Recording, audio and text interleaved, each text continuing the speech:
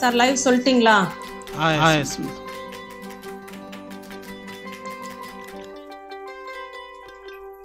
Audio வருது. Hello hello.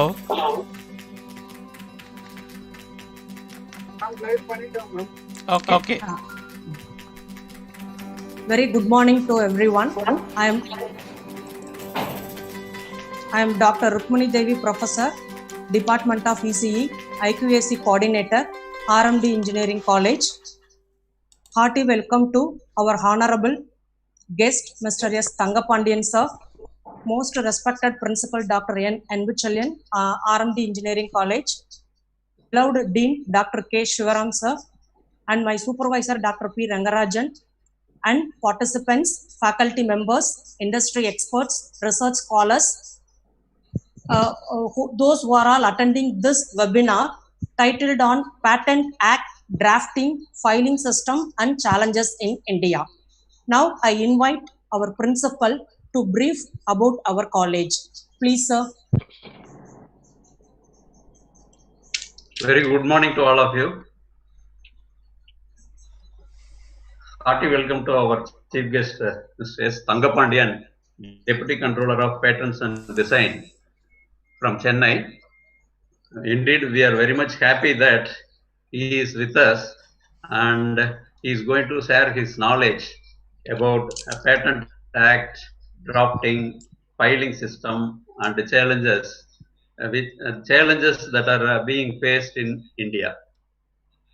And particularly during this post-COVID-19 period, what are all the measures that we are going to take, and innovation is going to be the key.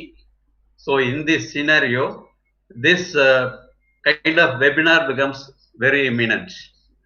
I hope that all of you are safe and be inside your home, and we pray God that our country and throughout the world people should come out happily from their home, and normalcy should come very soon. With the prayers, I am starting my presentation about our college. This will take about 5 to 10 minutes. Let me brief about our group of institutions. Our promoter of our group of institutions, RMK Group, is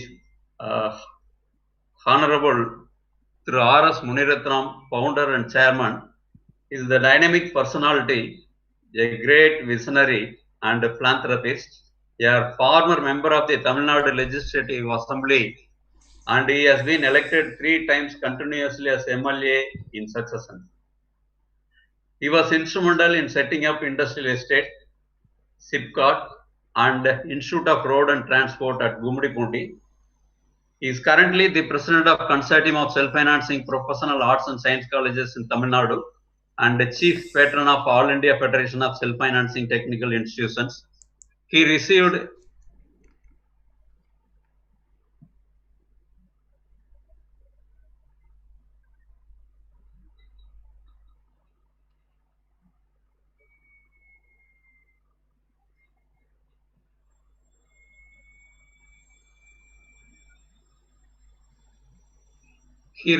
his Vidya Ratna Award for outstanding achievements in the field of education for the rural community. And apart from our chairman, this is our management team. Tirumadi Manjula Muniratnam, chairperson. Thiru Jyoti Naidu is our director.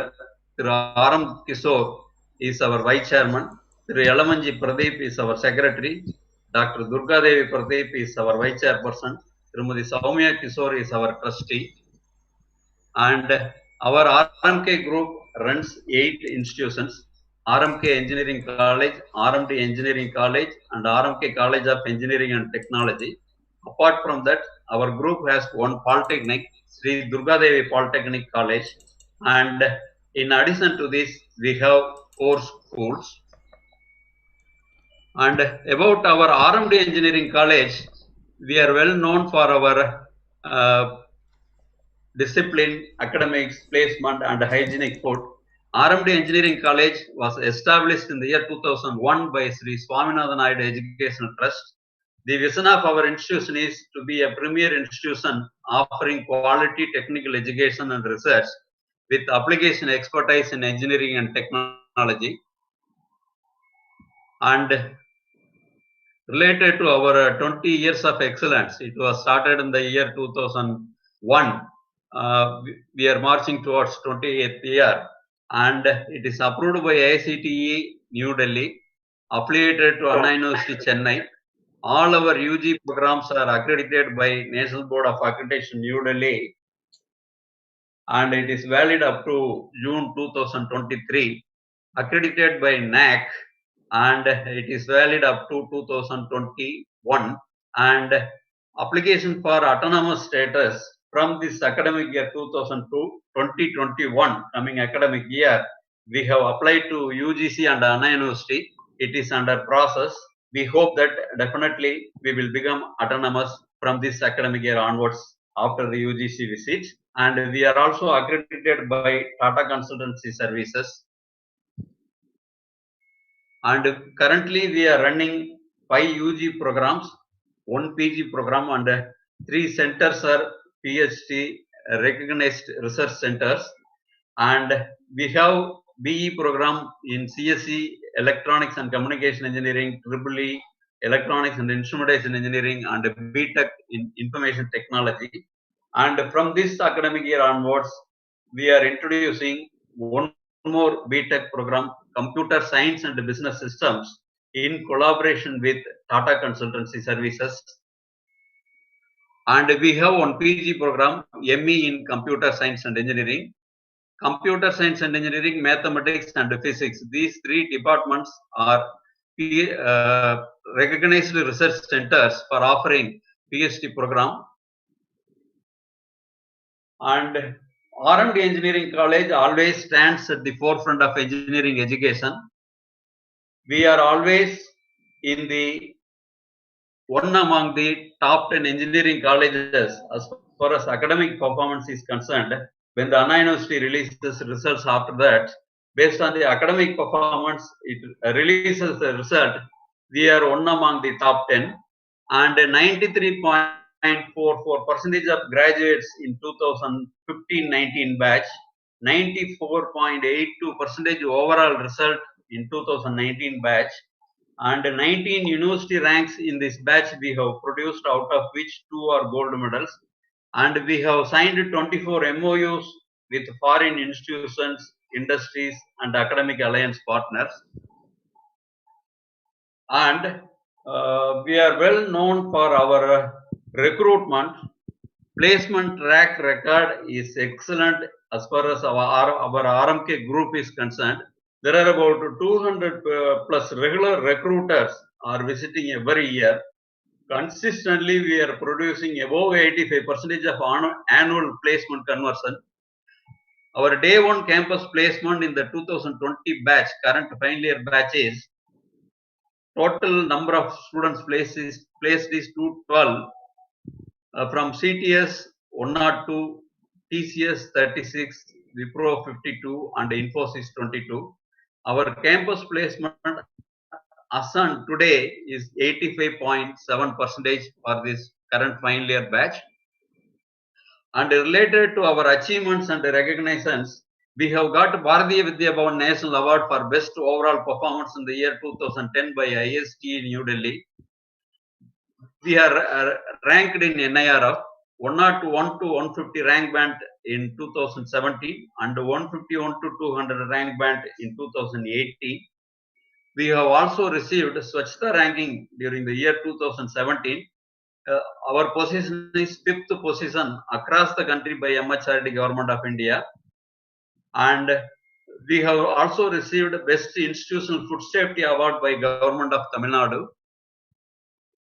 Related to our achievements and recognitions, since inception, we have produced 570 university ranks, 10 gold medals, 7,621 graduates.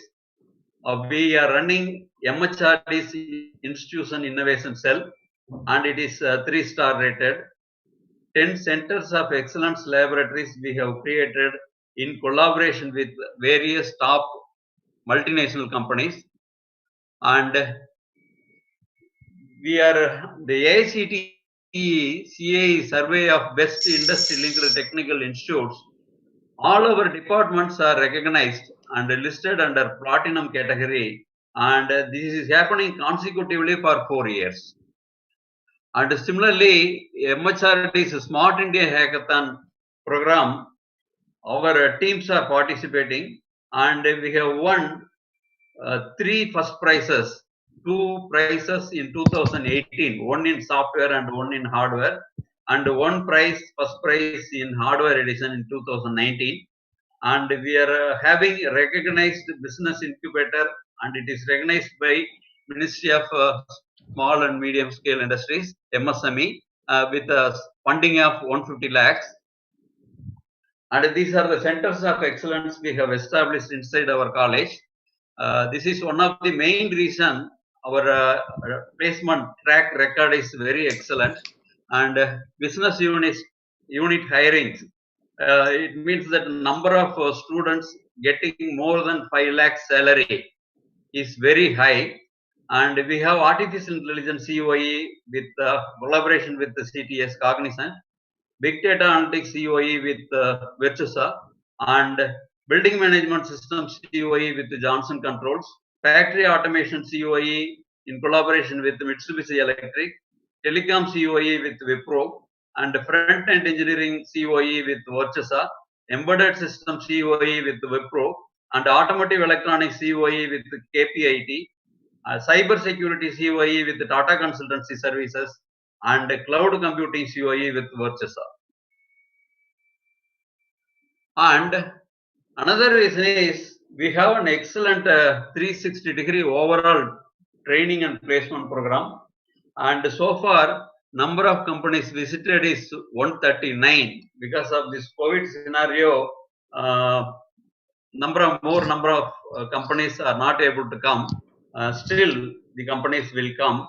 Our placement percentage will increase. As on date, it is 85.7%. Number of students placed is 319, and the number of students registered is 372.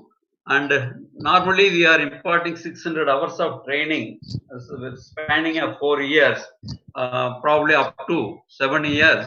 7th semester we are conducting our placement training program. It covers various aspects like English, logical ability, quantitative, and personality development and technical skills. This covers the entire skills required for a press engineer, so that he becomes industry ready engineer, and only because of this we are able to produce consistent placement track record. And related to our research activities, we have got a funding of 2.92 crores, and we have established labs also. 25 ongoing consultancy projects we have on hand, and 630 research papers published by faculty in reputed journals since 2010, 11 patents published by the faculty, 21 recognized Anna University supervisors, 110 research scholars pursuing PhD, 58 doctorates we have out of 149 faculty, which approximately amounts to 40%. Our faculty student ratio is 1:15. And related to infrastructure and facilities, we have Center for Higher Education, which teaches GRE, TOEFL, IELTS, etc., and for CAT examination also, and through which nearly about 5 to 10% of our students are going abroad for higher studies or joining in IITs and IIMs. And we have Center for Foreign Languages, which teaches a Japanese language. Because of this, more than 50 offers our students have got with 24 lakhs yen per annum. We have Center for IPR and Patents, and we have Center for Online Courses. And through Swayam NPTEL, a number of our faculty members and students are handling classes each and every semester. And because of this, throughout India, we are one among the top 100 local chapters, and with AA rating, AA rating. And in addition to this, currently we are having Coursera campus also, through which also our faculty and students are directly they have enrolled courses and they have completed courses. Some of the faculty members and students are continuing their courses. And state-of-the-art computing facilities we have in our campus, and with an internet bandwidth of 14 Mbps. And our campus is entirely Wi-Fi enabled campus. And thank you very much. This is about our college. And thank you, sir, Mr. Thangapandian, sir, for your patience. And I have taken more time. And thank you very much. Now it's over to you. Stay home, stay safe. Thank you. Thank you, sir. Sir, it is my great pleasure to introduce our chief guest, Mr. S. Thangapandian, sir, Deputy Controller of Patents and Designs at Indian Patent Office, Chennai Branch, Government of India, Ministry of Commerce and Industry since February 2018. So he joined the service as an examiner of patents and designs in July 2002. Presently, he is handling technical and administration and establishment matters. So he visited many countries, few are here, participated as a member of the Indian team, visited European Patent Academy, EPO, hack program, search and examination working methods for Indian examiners in the year of 2007.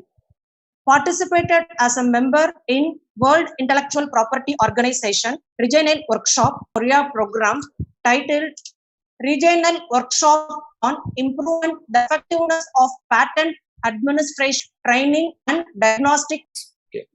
Our national IPR policy has been published by Government of India in the year 2016.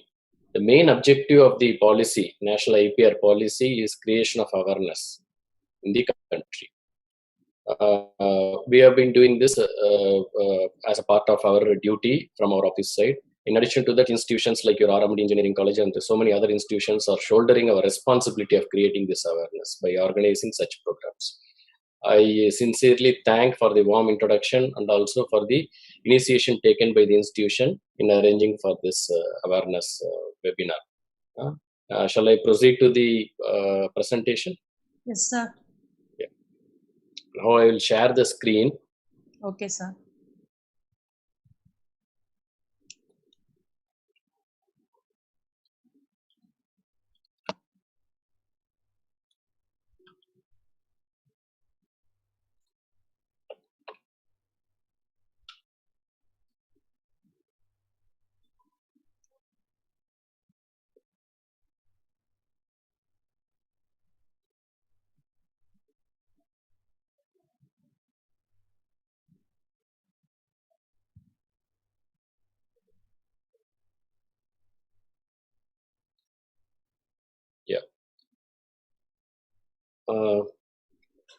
Let me welcome all the participants for this presentation.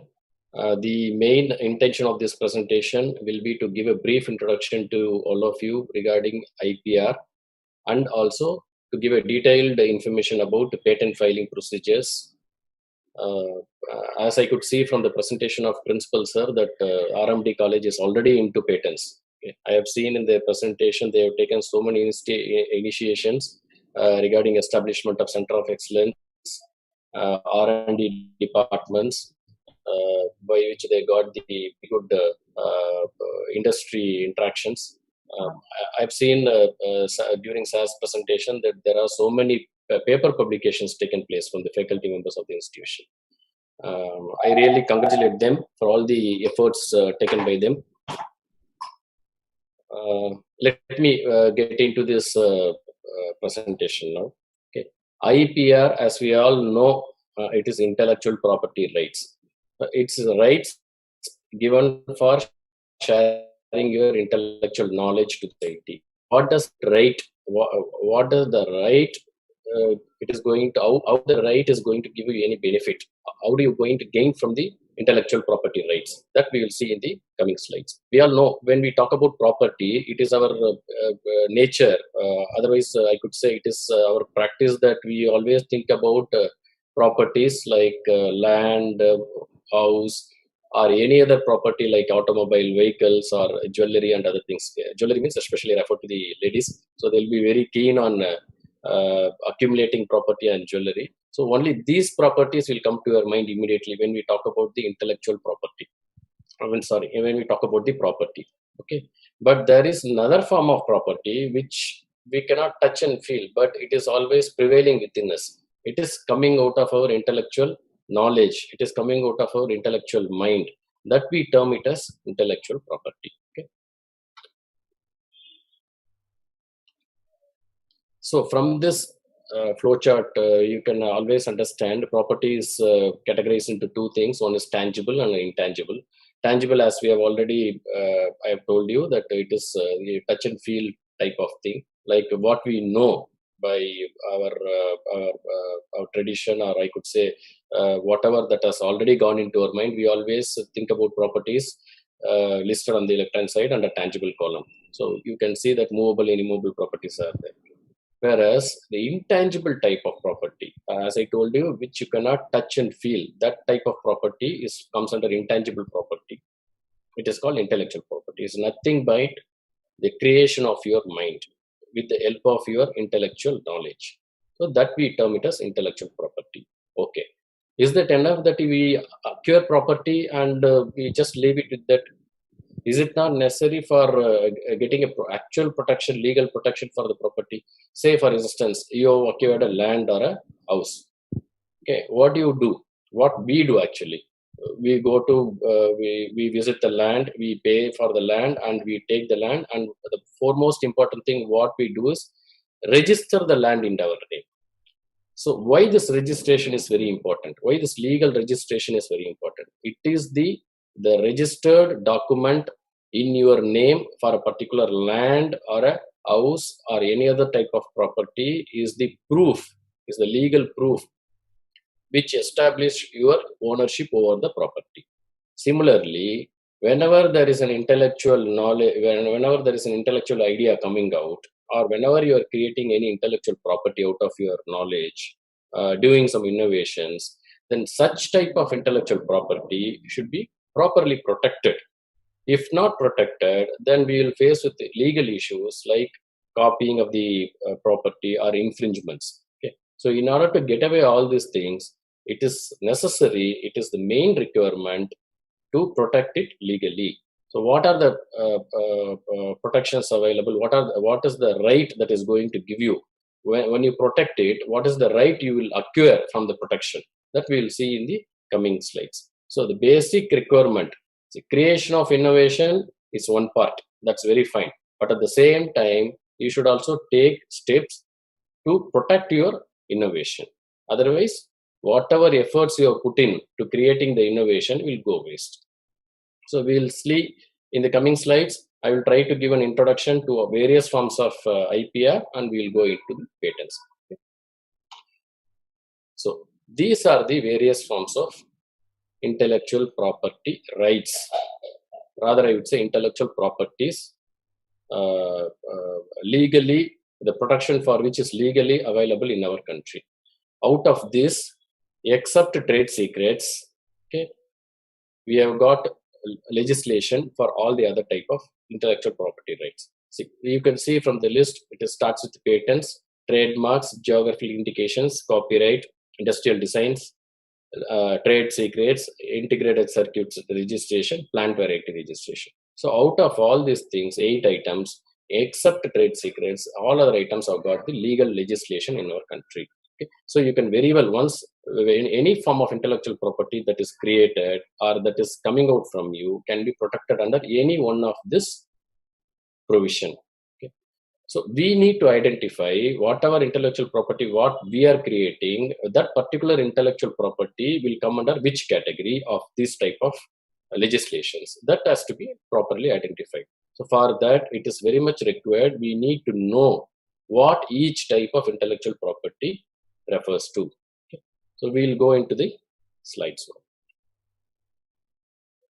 First, I will start with the trademarks because the foremost important requirement for starting any business or for running any business or getting a commercial success in a business is the brand name for a product or a company what you are running. So it is always necessary that once you start a business or you become an entrepreneurship and you develop a product, you try to bring the product into the market, it is always necessary there should be a brand name given to the product or the process, whatever you are going to commercialize it. So trademarks is the foremost important. Trademarks refers to the brand names in general. We can take it that way. So I have displayed a trademark, a well-known trademark here. It is Honda company. On seeing the name itself, it is very easy for a consumer like us to recognize what this particular name refers to, or what category of uh, uh, company this particular brand or this particular image refers to. So immediately I am seeing the name Honda and the wings attached to it, I will recognize this to be a trademark of a two-wheeler company, because I know, because Honda is manufacturing two-wheelers, Honda is manufacturing four-wheelers as well. So we always think about the brand name and attach the items which is being manufactured by the particular company. So that is the relationship between the brand name and the consumer. So whenever a consumer sees a brand name, he is immediately correlating the products, correlating the quality of the product, correlating the price of the product, correlating the well-known establishment of the product in the market. This, we know, it's a image. There is no word displayed, it is only an image displayed. So image, the picture, by seeing the picture itself, we all come to know this belongs to Apple company. Similarly, this is Nike.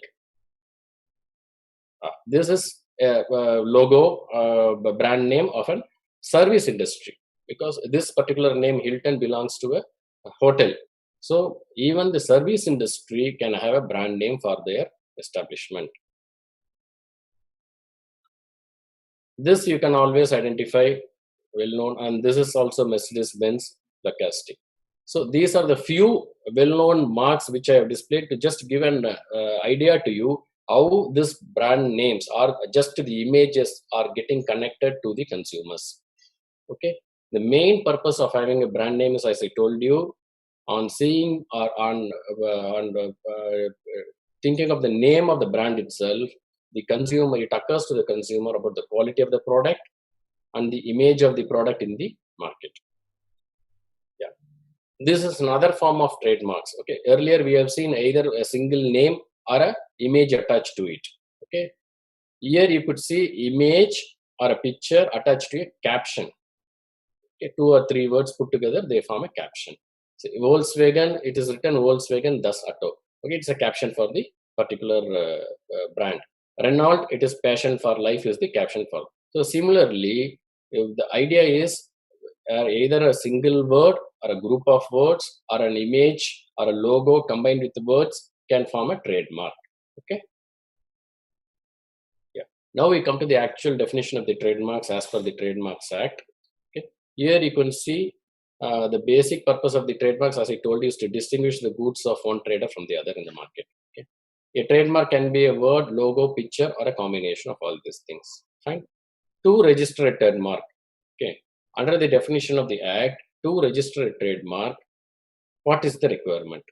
How the trademark, how we see any name presented to us in the trademark application form, how we see from trademark registry, how we see whether this is eligible to be a trademark or not. Okay, if the mark is distinctive means it should be distinguished from the other brands. Okay, and not deceptive. Deceptive means the name or the brand name or the image, whatever you are using for your business, it should not mislead the consumer. It should not create confusion in the mind of the consumer. Okay, for example, if I release a brand for any food item, if I say tasty chips, it may not be actually tasty. The consumer has to consume it and they will have to tell that whether it is tasty or not, or they will have to feel the taste of it.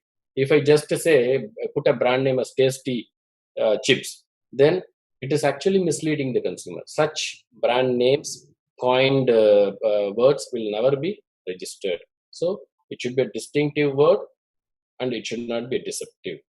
And one more requirement is it should not be contrary to any law or morality of the public. Okay.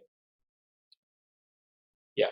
Here, this is one very good example for a trademark, how a trademark got connected into the life of people. And normally, when we wanted to take photocopy of the documents, we go to a shop and ask them to give us 5 copies or 10 copies of the Xerox. We tend to say the word Xerox, but Xerox has not did not have any dictionary meaning. It's a brand name of a company.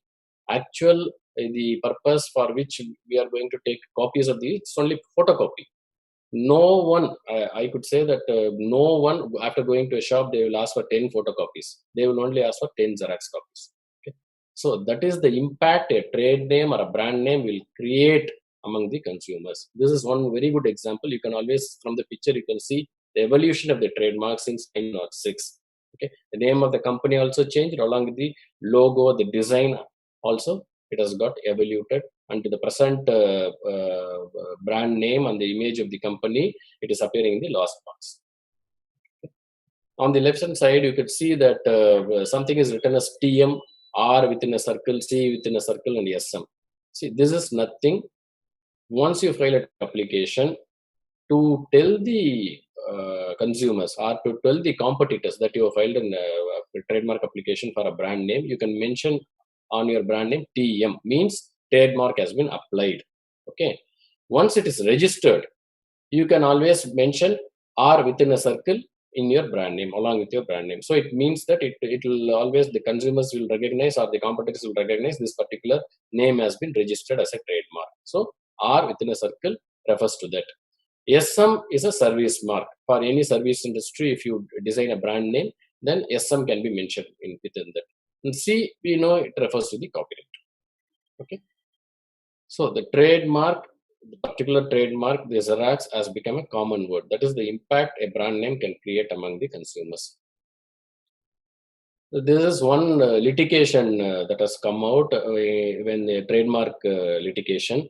You could see the similarity in words. Okay, on the left hand side, it is Nitin Das, a person having an automobile industry in the name of Das Auto. Whereas the other side, you could see the Volkswagen Das Auto is there. Das Auto is actually a German word. Okay, so Das Auto is mentioned there. So there is a litigation came out of this particular case, Das Auto versus Das Auto. So similarly, in market, this type of similarity in words may create confusions. So it is always good. Once you plan to make any brand name for your product, it is always good that you make an assessment of what is available in market and coin a word accordingly for your brand. Okay. So with this, I think I have given a brief introduction to trademarks, which is the basic requirement for starting any business. Then we will proceed to the next topic. This is copyright.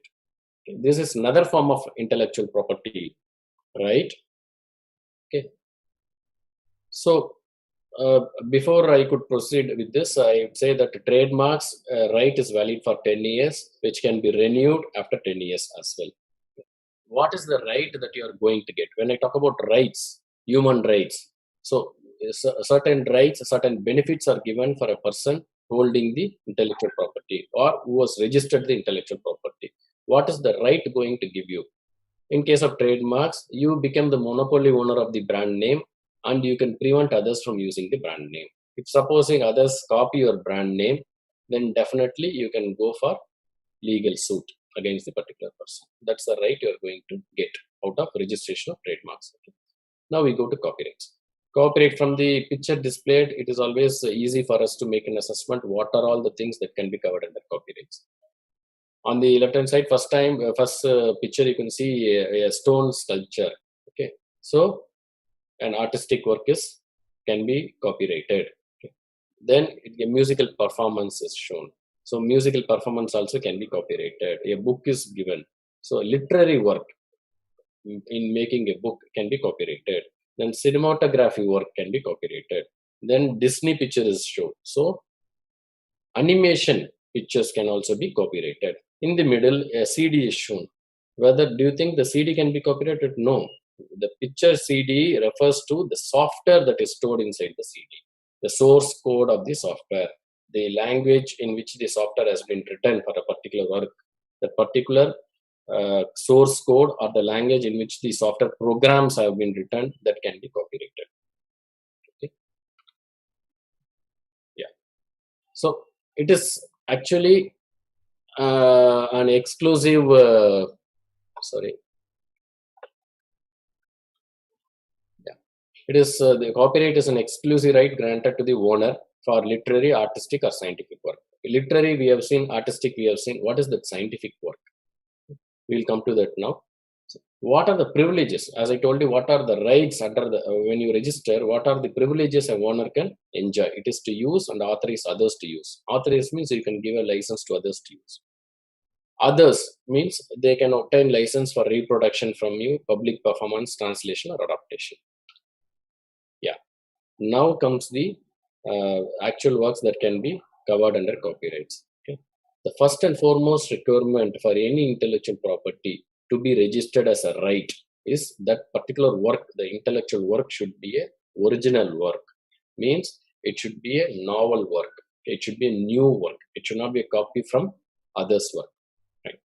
That is what is written. You can protect your original work. Okay. Writings, music, sculptures, translations, paintings, lectures, choreographic works, maps, and cinematographic works can be covered under copyrights.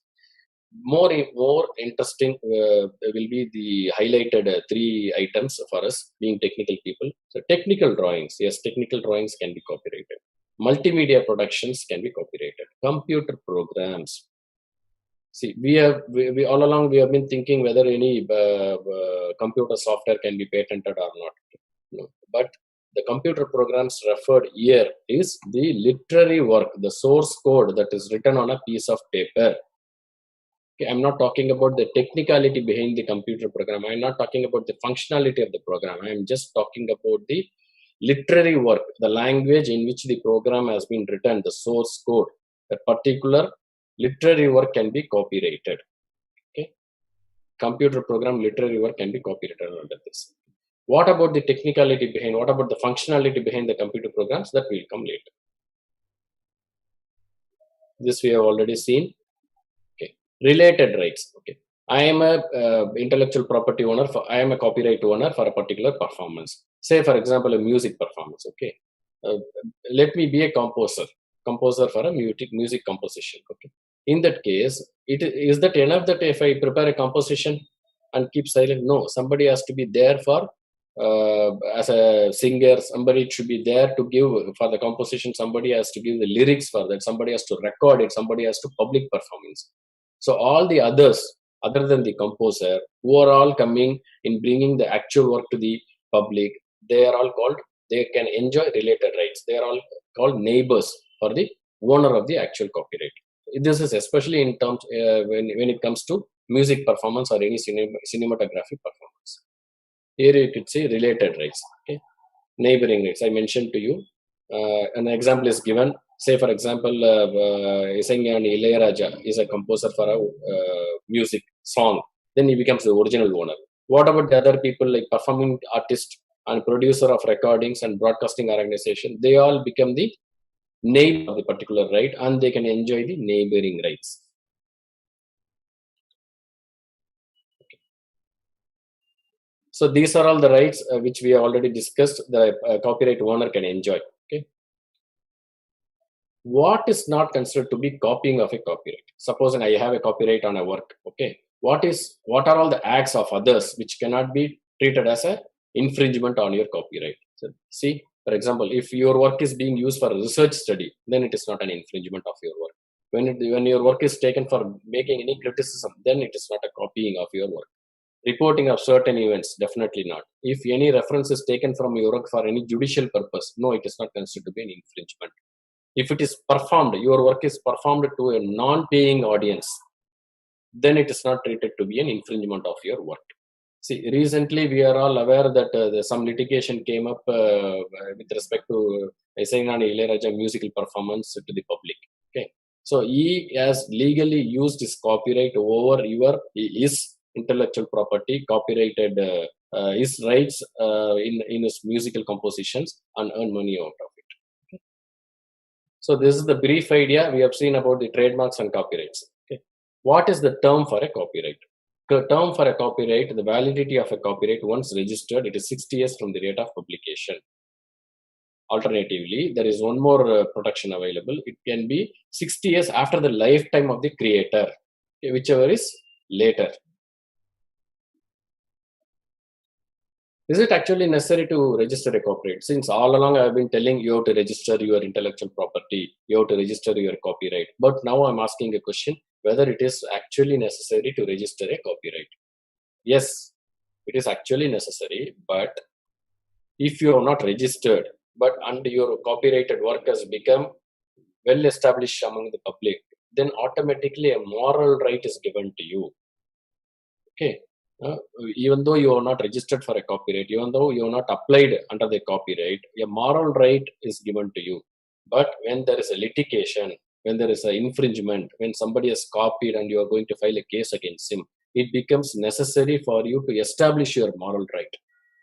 It becomes very difficult in the court of law to establishing a moral right. You have to produce a lot of evidences. Instead, if you have a registered copyright for the particular work, it becomes very easy to come out successfully from the litigation. So the basic information what I'm trying to pass it on to you is, when it's legally protected, when it is properly registered, it is always helpful to you to enjoy the actual right. Now we pass on to the another intellectual property right, type of intellectual property, which may be interesting for the engineers especially. It is industrial design. Okay, no article exists without a design. Okay, then why design becomes important?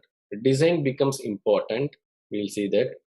First picture, you can see some car seat is shown. Another picture, it is a chair, it is shown. And a chapel it is shown. So what you can infer from all these pictures? If you ask me, on the first look of it, what I can think about the chair is the comfort of the chair. Okay, and the car seat is the comfort of the car seat. The chair, it is also again a comfort I can feel, but something more is attractive to me on seeing the chair, wooden chair. What is that more extra? What is attracting me as a consumer? It is the design. It is not necessary the chair has to be in this fashion, but still it is made in this fashion. Why? Means to attract a consumer to buy the product. Okay. So many various designs can be given for the chair. One such design is this. So design always refers to the look of the article, not about the technicality behind the design. Say, for example, somebody can claim in the car seat, somebody can claim by designing such a seat in the car, you will not feel the strain of while you are driving long distance. Okay, that is the ergonomics of the car seat. I'm not talking about the technicality, how it solves the back pain or how it is comfortable to you. I'm not talking about that when it is designed. When it is designed, it is only the look of the article, the look of the apparatus, the look of the device. Okay, so that it is attracting a consumer to buy it. Here, I am furthermore elaborating on this. You can see the definition for design is an ornamental or an aesthetic aspect of an article. When I talk about design registration, it refers only to the ornamental or the aesthetic aspect of an article. Nothing more than that. No technical functions. Okay, it can be a 3-dimensional feature or a 2-dimensional feature also. Okay. Criteria for registration, as I already told you, for any intellectual property, it should be an original work. It should be an original work for a design to be registered. Here you could see 2 pictures mentioned. A citrus fruit juicer. We might have not seen such a type of design, but it is existing. It's a registered design. Okay, so though it has got some benefit, like bringing down the juice to the glass which is placed beneath the juicer, but I'm not talking about the functionality. See the design of it. Will a consumer will be attracted towards such a design when he sees such a design in a showcase of a shop? Okay. Similarly, the bulb, the CFL type of bulb, you could see the bulb can be a normal U-shaped bulb also, but why this type of spiral design has been given? It is only to create an attraction. The function may be the same, It may give the same lux luminous lux intensity, but the attractive feature is the design of the article. So the consumers tend to buy the more attractive thing they compared to the traditional items. Sorry to excuse, please excuse me just for 2 minutes.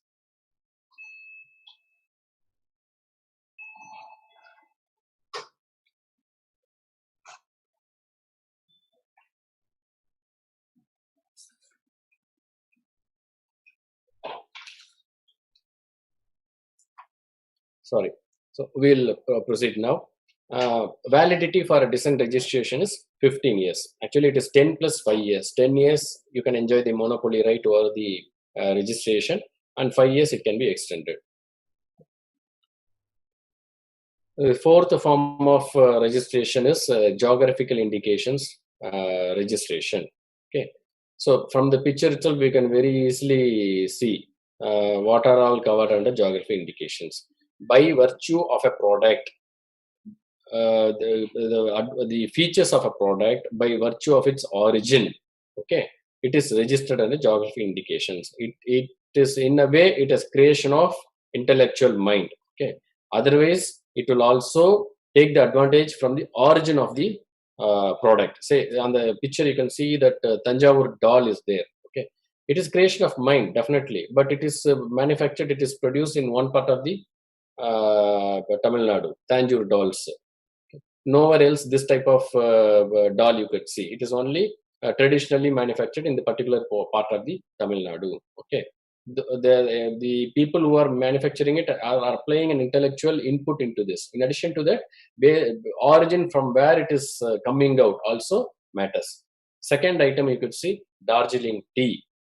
Okay, the Darjeeling tea, the flavor of the tea, it is because of its origin. It is not because of maybe because of the cultivation method also, but the flavor of the tea, it is inbuilt into the product because of its origin, because of the land from where it is grown. Okay, the climatic conditions. And the other thing you can always see, ladies will easily identify, it is Kanjivaram sarees. It's a very famous Kanjivaram sarees. Why Kanjivaram sarees are very famous? Because of the silk that is being used and the weaving methodology they are using. Okay, so items which take their advantage or which acquire advantage because of their origin are registered under geography indications. Okay. Only in case of geography indications, this, because the Tanjore dolls are it is not a work of single person. Okay, there may be a group of people or association of people working together in manufacturing. So many shops will be there, so many manufacturers will be there, they will be doing it. For a geography indication to be registered, group of people should join together, form an association, apply for the geography indications. The advantage, I will tell you, one example. Recently, the Tamil Nadu State Council for Science and Technology, they have registered a geography indication for Kodaikanal Malai Poondu, Kodaikanal garlic. Okay, it is manufactured only in this, it is cultivated only in this particular region. It has been recently registered under the geography indications registry, and they got a certificate for that also. The price of the garlic was, say for example, 100 rupees before registration. It has gone 4 times more after the registration. So that is the advantage of the registration under geography indications. You may also think over the products or any similar type of agriculture products or man-made products in your own region which can be registered under geography indications. This is till now we have just given a brief information about various forms of intellectual property. Now we'll proceed to our other topic, patents. Okay, patents. It's one form of intellectual property for scientific inventions. From the picture, you can easily find out. In the inner circle, you could see research is happening. Outcome of the research is you have innovations. What to do with the innovations? You have to go for patents. Okay. Then outcome of the patent, one part is commercialization. You have to develop the product and bring it to the market and earn profit out of it. Okay. Again, it has to be reinvested for research work. so that the technology in our society develops. Outer circle, you could see where these innovations can take place. Innovation can take place in the industry as well as in the society. Society, when I refer, it includes the institutions as well. Okay. Is patents new to us? Because the awareness about the patents, the awareness about the intellectual property among all of us is very, very recently, for the past 3 or 4 years, it is very much under discussion in our country. But it is not a new thing. Patent, it is not a new thing. In fact, intellectual property by itself is not a new thing to our country. It all started in 1856. The legislation, first legislation in our country for patents, for inventions, scientific inventions, is established in 1856. Earlier times, it was not known as Patent Act. It is known as Exclusive Privilege Act. Okay? It is not given in the form of patents. It was given as an exclusive privilege for any innovation. Okay. So, what are the what is that you get from the patent? Patent is a right, monopoly right, given to the owner of the intellectual property, owner of the invention. I would say a term defining him as an inventor. He is getting a monopoly right from the government. Why government is giving a monopoly right? Is that not a negative right? Monopoly is means you are given the right and other population is restricted from using it. Why government has to do that? Why government has to create a monopoly? The basic reason is particular technology, you have spent your time, money, you come out with an innovation. There should be a reward for that. Okay, so government is rewarding that by giving a monopoly right. Second thing, the idea is once rights is given, you are likely to bring the particular product into the market by which public will be benefited. Third thing is that by bringing the particular product into the market, definitely there is going to be an improvement or development of technology in the society based on the technology already existing. So all these features, all this thinking, all these advantages, government is giving the monopoly right to an innovator. Okay. The basic requirement is the innovator has to fully disclose his innovation to the invention to the government, full disclosure of the technology or know-how to the government. Patent right is again valid for 20 years. Okay, 20 years term starts from the date when you apply for patent. Foremost important about patents, it is a territorial right. See, many times when we go for awareness programs like this, we are likely to get a question that whether if I get a patent, whether I can exercise this patent in other countries outside India, whether this patent is a worldwide patent, whether this patent is a universal patent. No such universal patent is existing. Every country in the world has their own patent act, and based on the patent act, they give patent rights. Okay, and such patent rights is valid within the territory of the respective country. For example, if you take a patent right in India, it is valid within the territory of India only. Okay.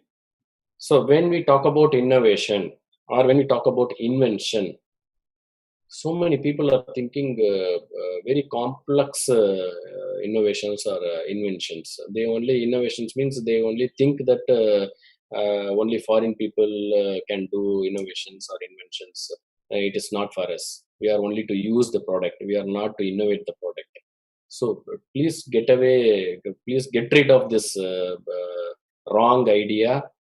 There are so many innovators, inventors within us, within our country also. They have done a lot of work to bring out the simplicity how an invention can be. I've just displayed these pictures. You could see a safety pin. It works on a basic scientific principle. It is a patented product. Safety pin is a patented product. Okay, this is the best example for a simplest form of an invention.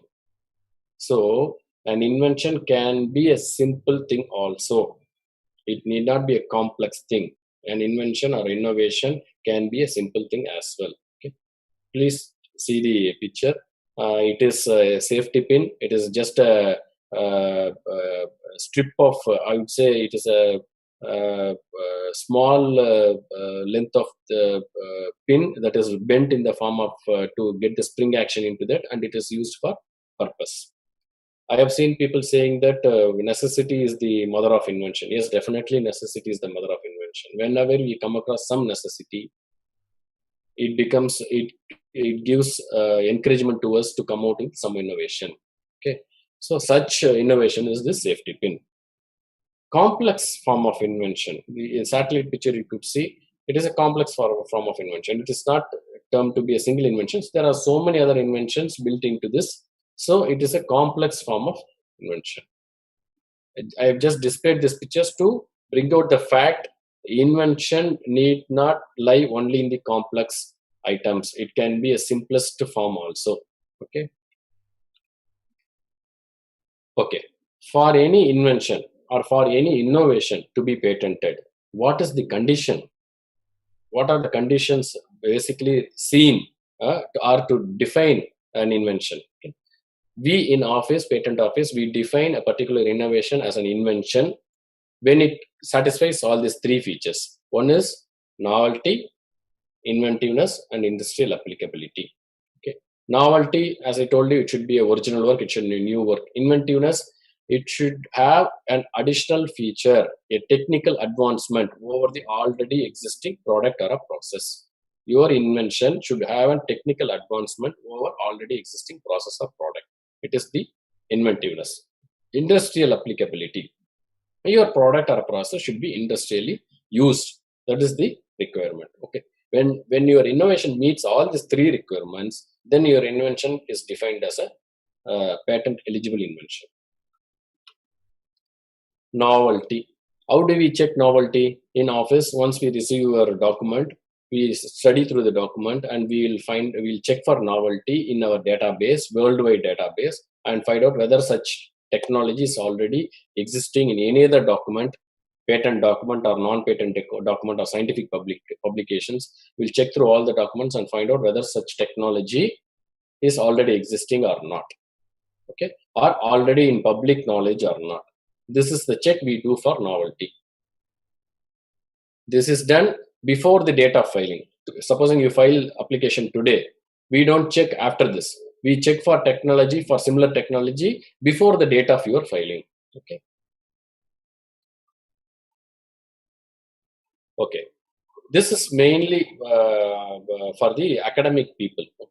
I have seen scholars, like PhD scholars, they are making scientific documents, publications. It is necessary for them to obtain the doctorate. They have to present the particular publication in front of a forum where their scientific work is being assessed. Okay, for the academic purpose. So, basic requirement, once you do the invention, what we suggest is don't publish anywhere.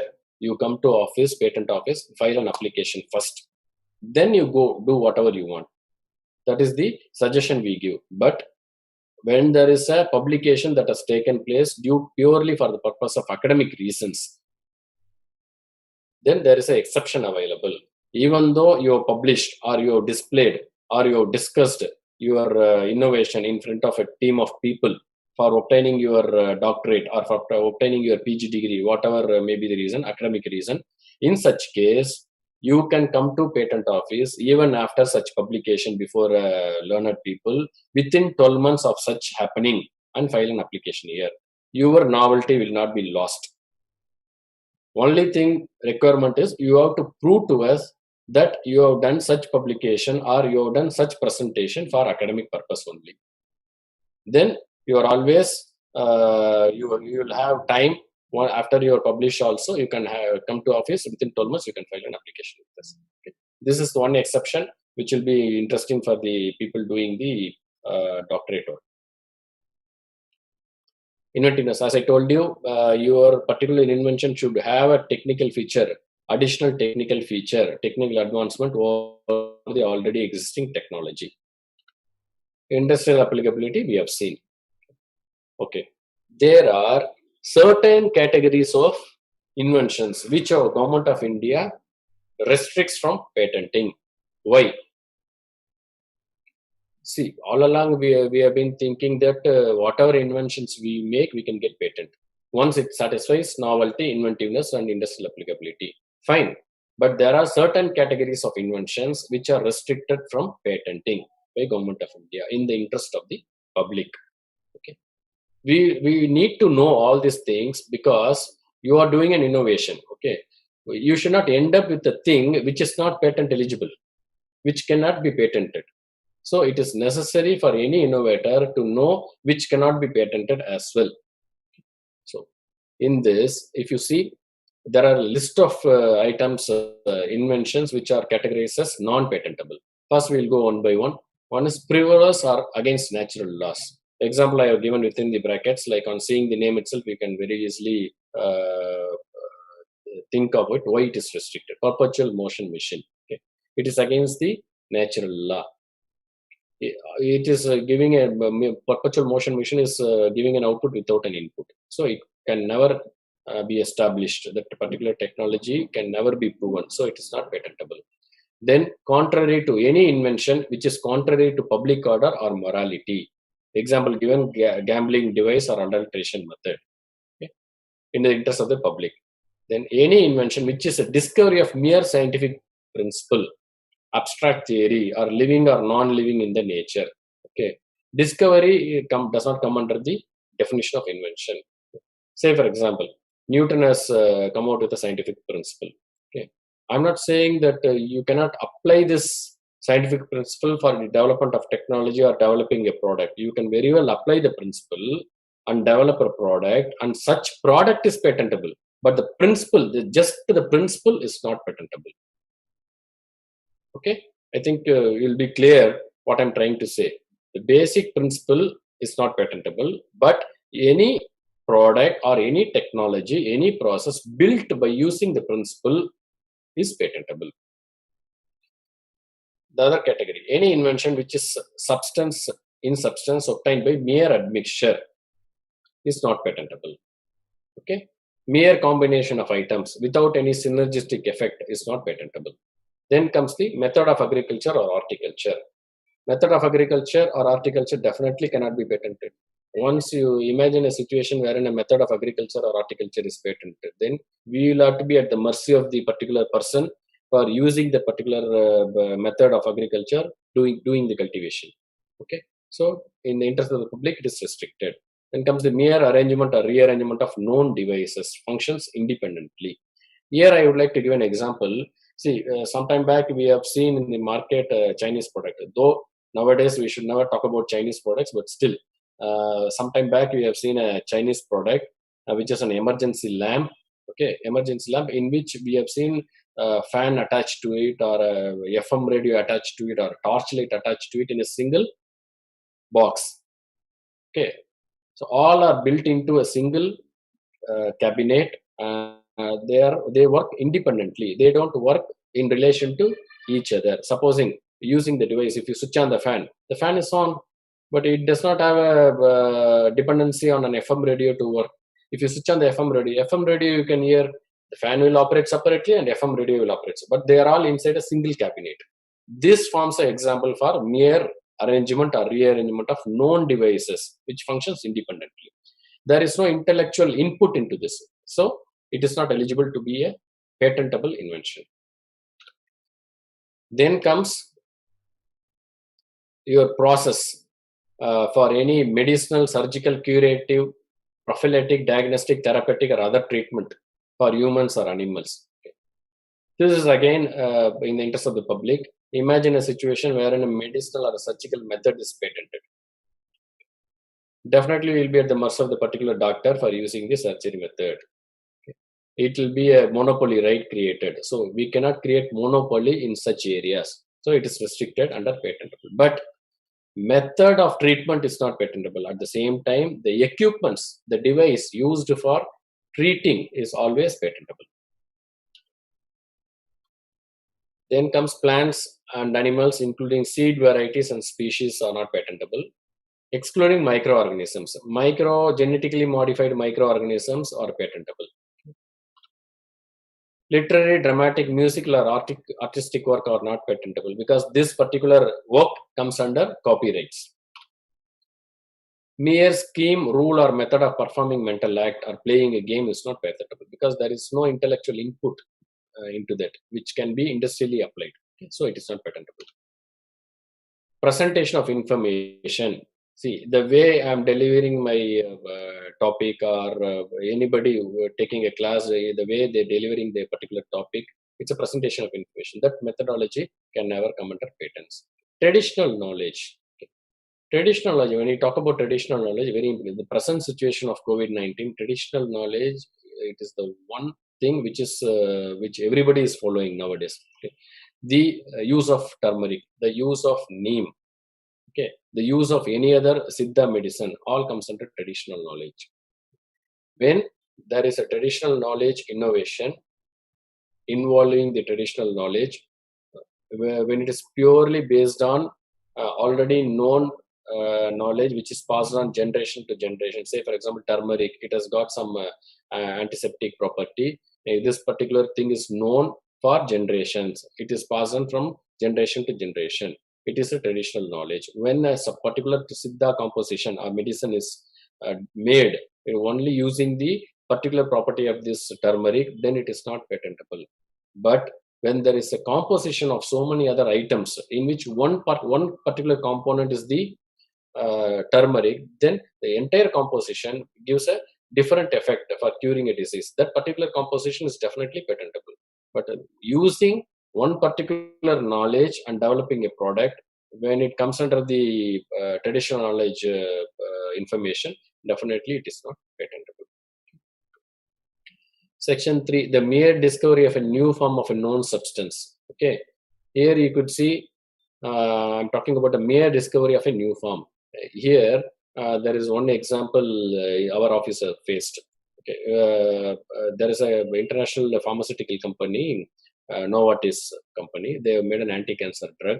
Okay, I think the Gilead is in the Gilead or some other name, brand name they have given for the anti-cancer drug, which has been objected and refused by patent office, quoting the reason that this particular drug composition, it's a mere form change. It is a mere new form of an already known substance. So for example, this particular drug composition is already existing. Pharmaceutical chemistry people will clearly understand. Already a patent has been obtained by the particular company for an alpha form of the composition. Now they have filed an application for a beta version of the composition. So our office objected, saying that it's only a form variation. There is no efficacy. Because of the form variation, when the particular company or a person fails to prove the efficacy, then definitely it is not patentable.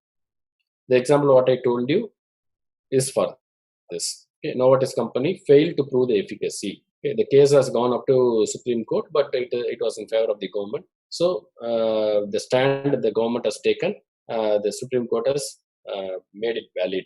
So any composition, any pharmaceutical composition or any chemical composition which is a mere form change, which is a mere variant without showing any new efficacy, then it is not patentable. Okay. Similarly, mere use of known process, mission or apparatus. Say, for example, you have a mission for manufacturing a particular product. If the particular mission is used for some other purpose also, the mere purpose will not make it eligible for patenting, because there is no, when there is a new method or new purpose is found out, there is no intellectual input. It may be by a mere accident you may find out a different use of a particular mission.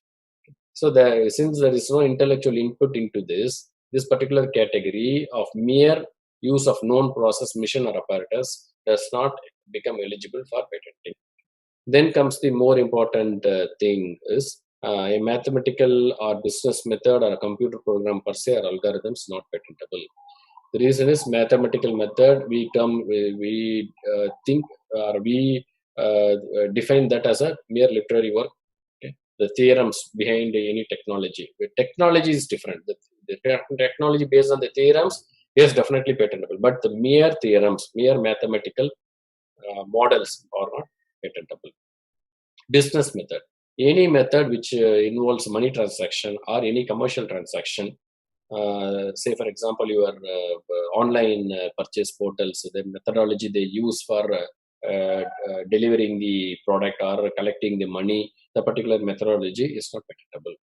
Then computer program per se. When I say about computer program per se means it is referring only to the computer program as such. Means the source code of the program is not patentable because it is covered under copyright. We have discussed in the previous slide. Okay, so computer program per se or algorithms not patentable because we term these items like computer programs or algorithms to be a literary work, mere literary work, because just by writing a program, it is not going to do any functions. But incorporating this program into a hardware, and that hardware is giving a different result, is for a technical purpose. Okay, definitely it is patentable. But mere computer program or algorithms is not patentable. Application of the program, application of the algorithm for any technology, for any device to bring out a technical output, then definitely it is patentable. Okay, please understand the difference. Many people may get confused, like computer programs are patentable, not patentable means then they will have an impression that altogether the computer programs are not patentable. It's not so. The computer program means only the program as such or the algorithm as such not patentable, but the application of this computer program or algorithm for any technical purpose into an hardware is patentable. There are the other two categories also which are restricted from patentability. One is defense and atomic related, energy related inventions. Any invention which involves atomic materials. Okay, the list of materials is available under Atomic Energy Act. Any invention involving this atomic energy materials definitely not patentable. Again, any invention which are suitable for defense applications are not patentable. But here I would say when we come across an invention which is having a defense application, we don't reject it straight away. Okay, what we do with such applications is we put a secrecy clamping on that. We keep it under confidential records. Okay, then we refer the matter to Defense Ministry for their clearance. Defense Ministry will go through the documents and they will inform us whether it is prejudicial to the defense of India or not. When they confirm that it is not prejudicial to defense of India, then your application will be taken for further processing. But if the Defense Ministry says, yes, it is prejudicial to the defense of India, we stop with that. We don't do any further processing on the application. Okay. Having seen all these things, we have discussed about the monopoly right the government is giving to the inventor. Then there is two restrictions the government of India for the keeping in view of the concern of the people. One is working of patents in India.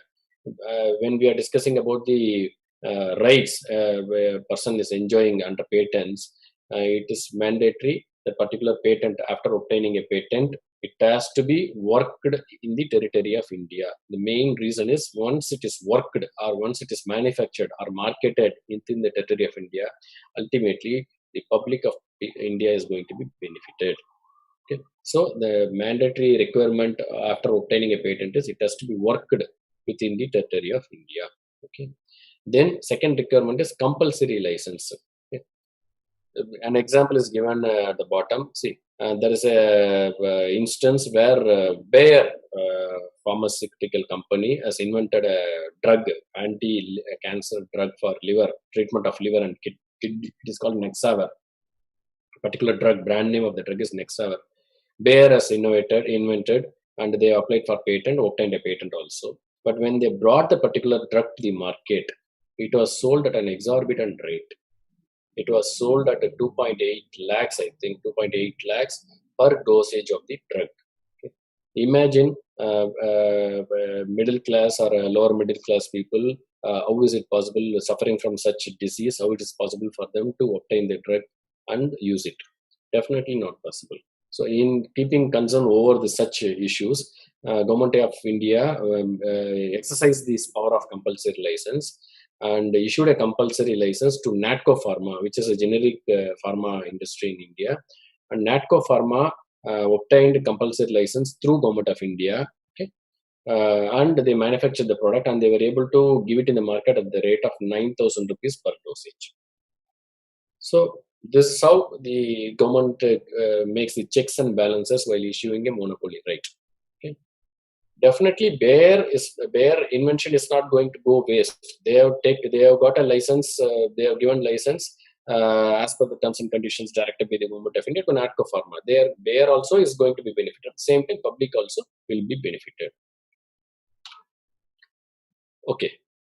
So we have just seen the definition of invention. We have seen what is patentable, what is not patentable, and what are the concern of government over the public, and what are the checks and balances government will have while giving a monopoly right. Now we will see what to do if you may ask me, say, okay, all these things you have told me, like after as soon as I have come up with an innovation, what I have to do? First thing, do not publish anywhere before filing patent application. This is the first suggestion we give, but we have seen an exception for the purpose of academic reasons. It is always 12 months period is available. Though you publish it, you can come back to patent office and submit a patent application. Your priority will not be lost. Okay, your novelty will not be lost. Okay, so that is an exception for disclosure before a learned society. That is different. But in general, once you come up with an innovation, do not publish your work anywhere before filing a patent application. Second requirement, file a patent application as far early as possible. Because why it is mentioned as early as possible is, we work on first to file basis. Whoever comes and files patent application for a particular invention first, he is given the priority. Means his application will be taken on record, application number will be given, date and time of filing will be registered. Anybody coming later with the same type of invention, they will not get, the application will be taken on record. Okay, number will be given, date and time will be given. Okay, but when it comes for processing of patent application, at the time of processing, the person who was filed early, they will get priority over the later one. The later one will not be granted, they will be refused. Okay, so please understand what is the need for coming early to patent office to file a patent application once you come up with an innovation. Check for technical or commercial viability. Okay, that is for commercial reasons. Okay. After complete development, file request for examination. This we'll see in the later slides. Okay. Take a patent. Then after taking a patent, automatically the ultimate aim of patent is to commercialize it. Okay. Though many institutions they file patent and take patent for their own credits, like taking an NIRF ranking or a AICT ranking, whatever may be the reasons, they take patents, but they don't take the next step of commercialization. The ultimate goal, the aim, the intention of the government to give a monopoly right is the actual reward comes to the innovator only when the particular patent is fully used in the sense only when it is commercialized. Okay. Then field watch. Okay. You have to check for the competitors who are coming up with the same inventions. If somebody is infringing your invention, then you are really likely to file a case against them. Okay. Now we'll come to the filing procedures. Filing a patent application. What are the requirements? Who can file a patent? Okay. Anybody can file a patent. If you are a minor, then you should have a guardian for you to support at the time of filing. Okay. Anybody can file a patent. Any individual can file a patent. Okay. They can file it alone or jointly with other individuals as well. True and first inventor can file a patent. Inventors can file a patent. Here I would like to clarify. See, inventor and there are two categories. One is applicant, second is inventor. Okay. An inventor himself, supposing I have come up with an innovation, then I myself can file as an applicant. Otherwise, in case of institutions, say for example our RMD engineering college, if supposing some faculty or a student is coming out with an innovation, okay, they are making use of the infrastructure of the company institution, and there may be a policy of the institution that whatever intellectual properties that is generated by making use of the infrastructure of the institution are generated while employment or while studying in the institution, that particular intellectual property may be the property of the institution. In that case, the inventor, the faculty or a student can be an inventor. Okay, their names will be mentioned as inventors, and the college institution can file a patent application in the institution name. Okay. So that is the difference between applicant and inventor. The ultimate owner of the patent will be the applicant. Inventor will be the person who has come out with an innovation. There may be a commercial arrangement between the applicant and the inventor, like your college and the student, or college and the faculty. There may be a commercial arrangement that is different. Patent office is not concerned with that. We are concerned. We will only see who are the inventors and in whose name the application has been filed. Who is the applicant? Okay. So I have clarified who is an inventor, who is an applicant, and who is a patent agent. Patent agent is a person who has passed the agent examination conducted by our department and who has registered himself as a patent agent with our office. This person actually acts as a bridge, acts as a facilitator between the applicant, inventor, and the office. So on the applicant behalf, he will prepare all the documents and he will submit to office. He will charge a consultation fee for that, which is not under the control of this department. So it depends on the individual patent agent fixing their own fees. Okay. So agent function is to facilitate the applicant or inventor while filing the patent application and also to facilitate during processing of the application. Here I would like to mention the students or even the faculty members may be interested in knowing this. Like our department conducts a patent agent examination, okay, at least once in 2 years. Okay, this year we have planned in June, but unfortunately because of the current situation, it got postponed indefinitely. But we are very likely to conduct an examination shortly. So once people with a basic science degree, they are eligible to appear for the examination. The requirement is they should know the provisions of the Patent Act. Okay. Once they appear for the examination, they are successful in examination, they can register themselves as an agent with us. It is a profession by itself. Okay. The requirement of patent agents in our country is increasing with increasing awareness, increasing patent filing rate. The requirement of a patent agent is also increasing. So the people can think about this as a freelancing profession or as a mainstream profession as well. This is one extra input I would like to give you. Where to file a patent application? Okay, you all know your institution has already filed a patent application. Around 11 applications have been filed, I think. We have 4 offices established in our country: Chennai, Kolkata, Mumbai, and Delhi. Chennai office takes care of all 5 southern states: okay, Andhra, Telangana, Karnataka, Kerala, Tamil Nadu, and Lakshadweep Islands. Okay. So all these 5 southern states are under the control of Chennai jurisdiction. You can file application here. The application can be filed physically, means you can come to the office, file the application across the counter, or you can send it by India Post, or there is one more option available. You can file e-filing to the e-filing. If you have a digital signature, you can do filing of all the documents, not only filing the application and paying the fees, but also throughout the process of the patent, whatever documents required by the office or whatever documents you need to file, it can be filed only through online mode. Okay, that facility is 100% available 24/7. Okay. Types of application. There are different types I have listed, but I would mainly focus on ordinary type of application. Okay. I'll just give a brief on what are these types of application. Types of application is ordinary. Ordinary means an application filed by an institution or an individual, okay, without claiming any priority from any other application. Okay, it is called an ordinary application. Convention application. Any application filed under Paris Convention Treaty, it is treated as a convention application.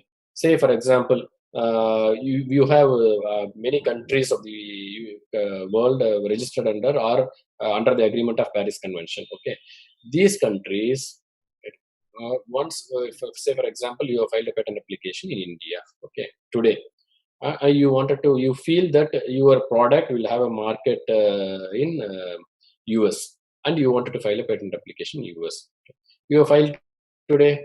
You have been given a date of filing. You get the priority of that in India. Then when you go to US, I think you will not go the same day. You will go to maybe a month later. You wanted to file an application in US. So you are going to file an application in US. When you go after 1 month, under the convention, US Patent Office will give you the same date what you have taken from Indian office, because they are all covered, managed, administered under the Paris Convention Treaty.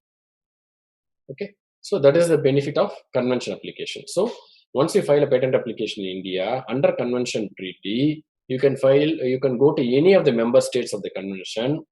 Within 1 year time, you will get the same priority. Means same date. You will not miss the date, because date is very important for assessing the novelty. So same date you will get. Next comes the PCT application. PCT application, it's covered under Patent Cooperation Treaty. It is again an international arrangement in which many countries are members of it. So it has got its own benefit. Like our convention application, PCT application is, supposing you file a patent application today in India, then you will have 12 months to file a PCT application. Okay. Under PCT application, the main advantage when compared to convention application is, once you file a PCT application, you can file it through Indian office also. Okay. There is a separate fees applicable that we will discuss later. PCT application, once you file a PCT application, a search report will be generated within 6 to 8 months of time. In the search report, it will be done by any international search authority. India is one such authority. Once the search report is generated, it will give an impression to you whether your invention is actually patent eligible or not, whether novelty is there or whether inventive step is there or not, whether it is industrially applicable or not. All this information will be there in the search report within 6 months of filing a patent application. So any institution or any organization can take a decision whether they can proceed further with the filing applications in other countries or stop with this based on the report of the PCT. If the report is favorable to them and they have commercial worthiness in other countries, they can very well file applications elsewhere. If the report is not favorable to them, then they can take a decision. We will stop with this, because there is no meaning when there is no novelty at all established in the such report. Then there is no meaning in carrying forward with your patent filing for the same invention in other countries. Okay. So PCT application has got that benefit. Okay. Patent of addition. Patent of addition is, once you file a patent application today, maybe after 6 months, something appears to your mind. Okay, this is the additional innovation which I can add to the already existing patent application. In that case, you can file that particular addition feature as a patent of addition. The main advantage of patent of addition is, the patent of addition, the application filed for patent of addition will go along with your parent application, and it will die along with the parent application once the 20 years period is over. You need not pay any separate renewal fee for this patent of addition. That is the advantage of patent of addition. Okay. Divisional application. See, sometimes when we are into the creation of innovations, when we are doing inventions, scientific inventions, we end up into too many features. Okay. We don't know whether each feature will form a separate invention or not. But it is likely that we club all the features and make one particular system and file a single patent application. When it is taken up for processing, when it comes to the office for processing, when we are looking into it, when we come to an assessment that these items, the features, what is disclosed, what is given in the application can form a topic for separate application, then we will always ask the applicant, we will always ask the person who has filed the application to divide the application, because patent is given for one single inventive concept only. One patent for one single inventive concept. When too many inventive concepts are clubbed together into a single patent application, it is very likely the office will ask you to divide the application as divisional applications. Okay. The advantage is you will not lose the priority. Okay. The divisional application will also have the same date of the parent application. Okay. Then it will be handled separately. So while getting patent, you will get a patent for parent application and you will get a separate patent for your divisional feature also. Then as I've been all along the presentation, I've been insisting mainly about the date. Okay, date is very, very important. First to file the application gets the advantage. Okay, please ensure that once you come up with any idea, it is suggested, it is advised that you please file a patent application first to get the priority. Okay, now we will come to the documents required for filing a patent. Okay. Most of the people who have already filed some patents may be aware what are the documents required, but this is mainly focused for people who are new to the subject and who wanted to have further clarification on the documents required for filing a patent. Documents, the main document, I'm not talking about the application form, that I will tell you in brief later. I'm not talking about the fees to be paid. Okay, the main document which the patent office will scrutinize technically is the specification. Specification is nothing but description of your invention. Okay, so we term it as a specification, but it is nothing but a description of your invention.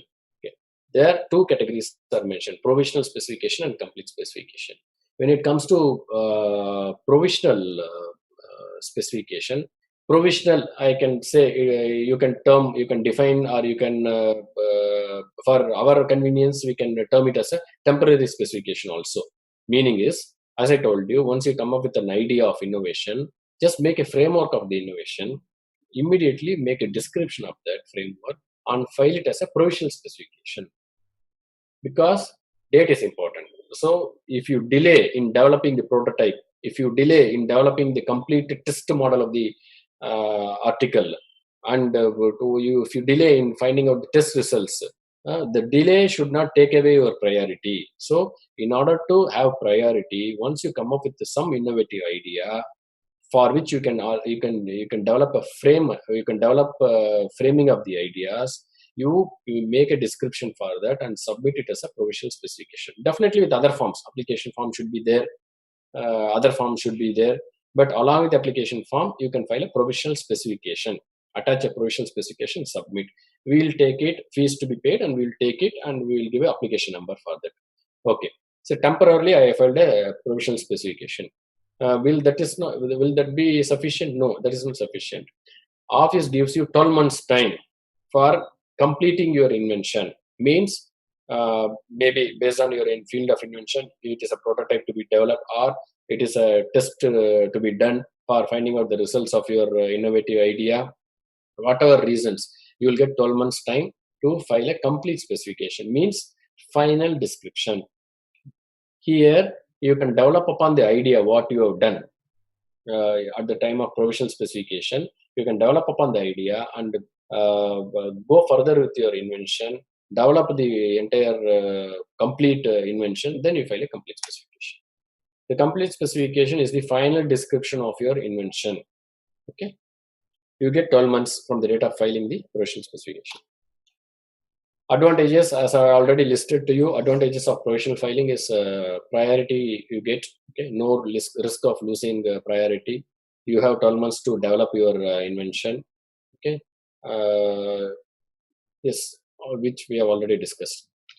Then, okay, I have been talking about specification description. What should be the our specification should be, or our description should be? Yes, when you see the topics listed here, immediately, for at least for people doing the paper publications, paper presentations in scientific journals, will be very much aware the work what they do, the basic requirement for a paper publication in a scientific journal, international scientific journal, requires the format of the publication should be in this format. Okay, you can always correlate what the work what you have already done, the document what you have prepared for the paper publication in a scientific journal with the topics listed here. You will find there is no much difference at all.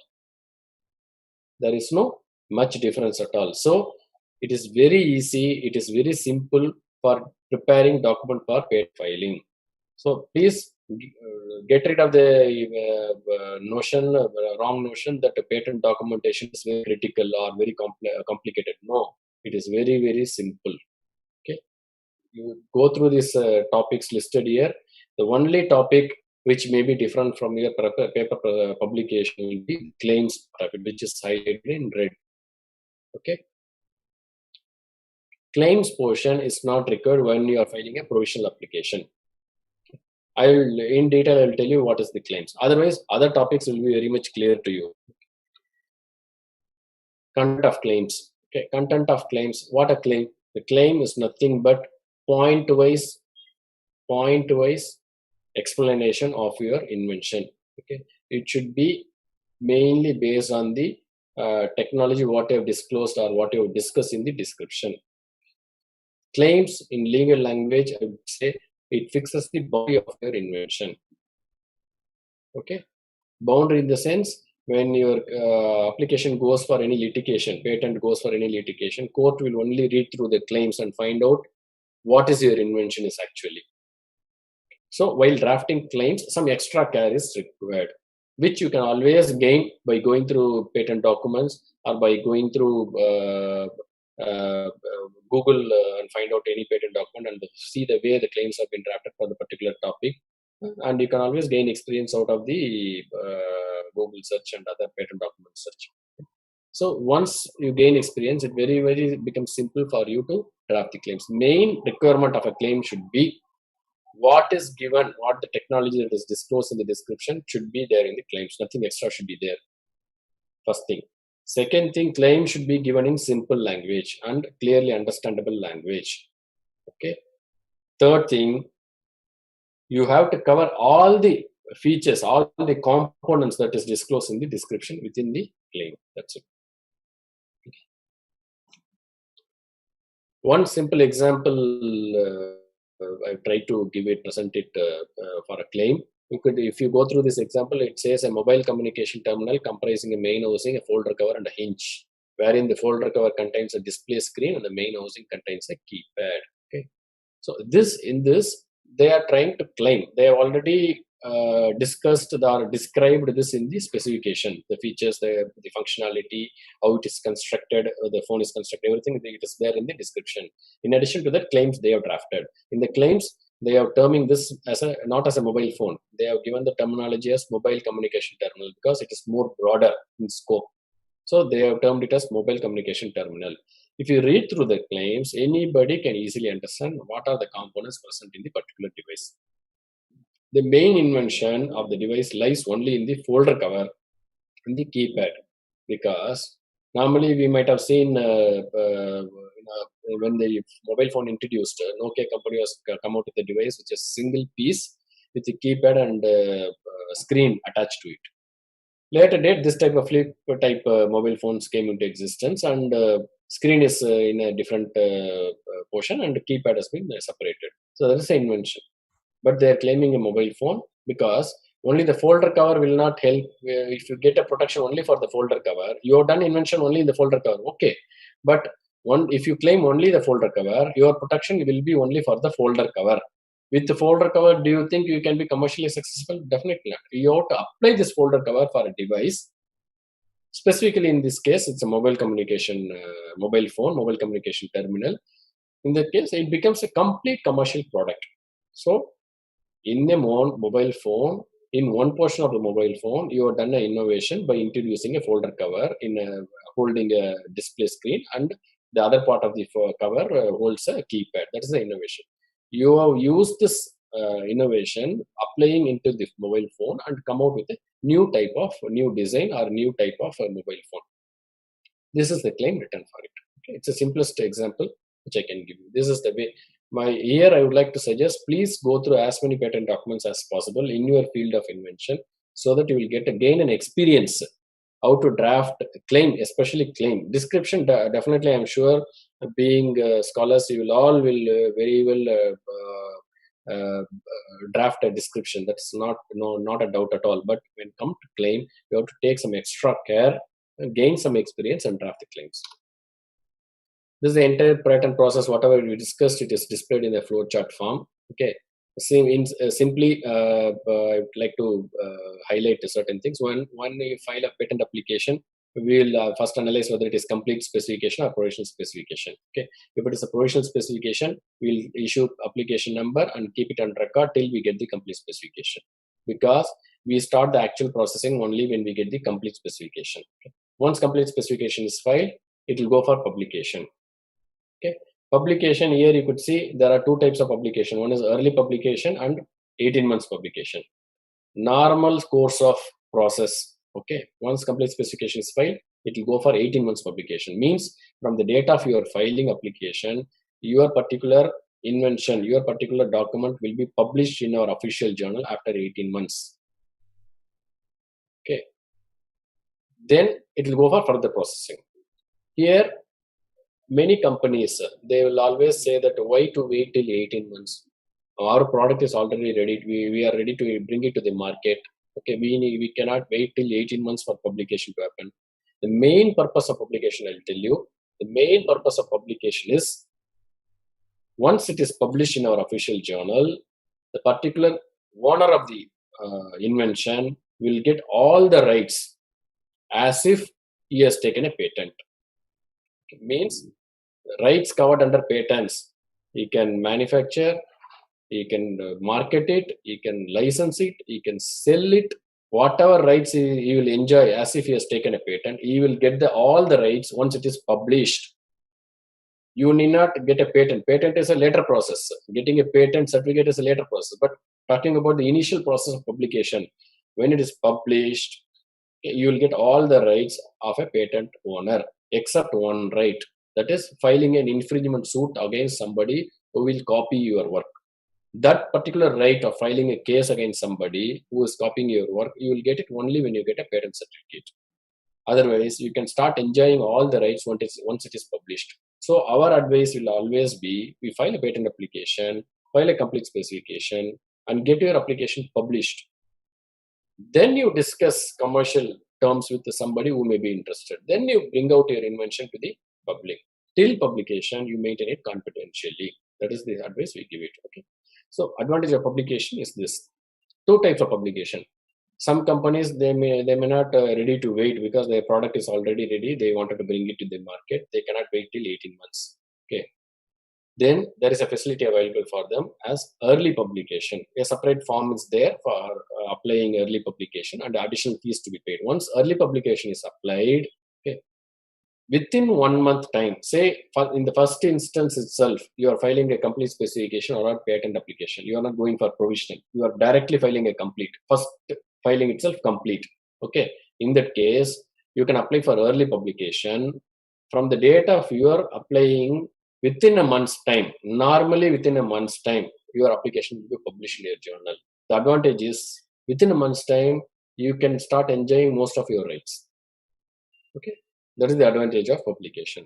So you can make use of early publication, or you can go through the normal route of 18 months publication. Okay. The idea is, see, once you file a application, the office will do all the patent process. Okay. And finally, maybe after 2.5 years or 3 years, we'll issue a patent certificate to you. It becomes difficult for an innovator, difficult for an inventor or a patent or a owner of the invention to wait till 3 years to bring his product or to discuss at least commercially with somebody who may be interested to buy the invention till 3 years, because to facilitate that, this in between publication stage has been introduced and it is published. Okay.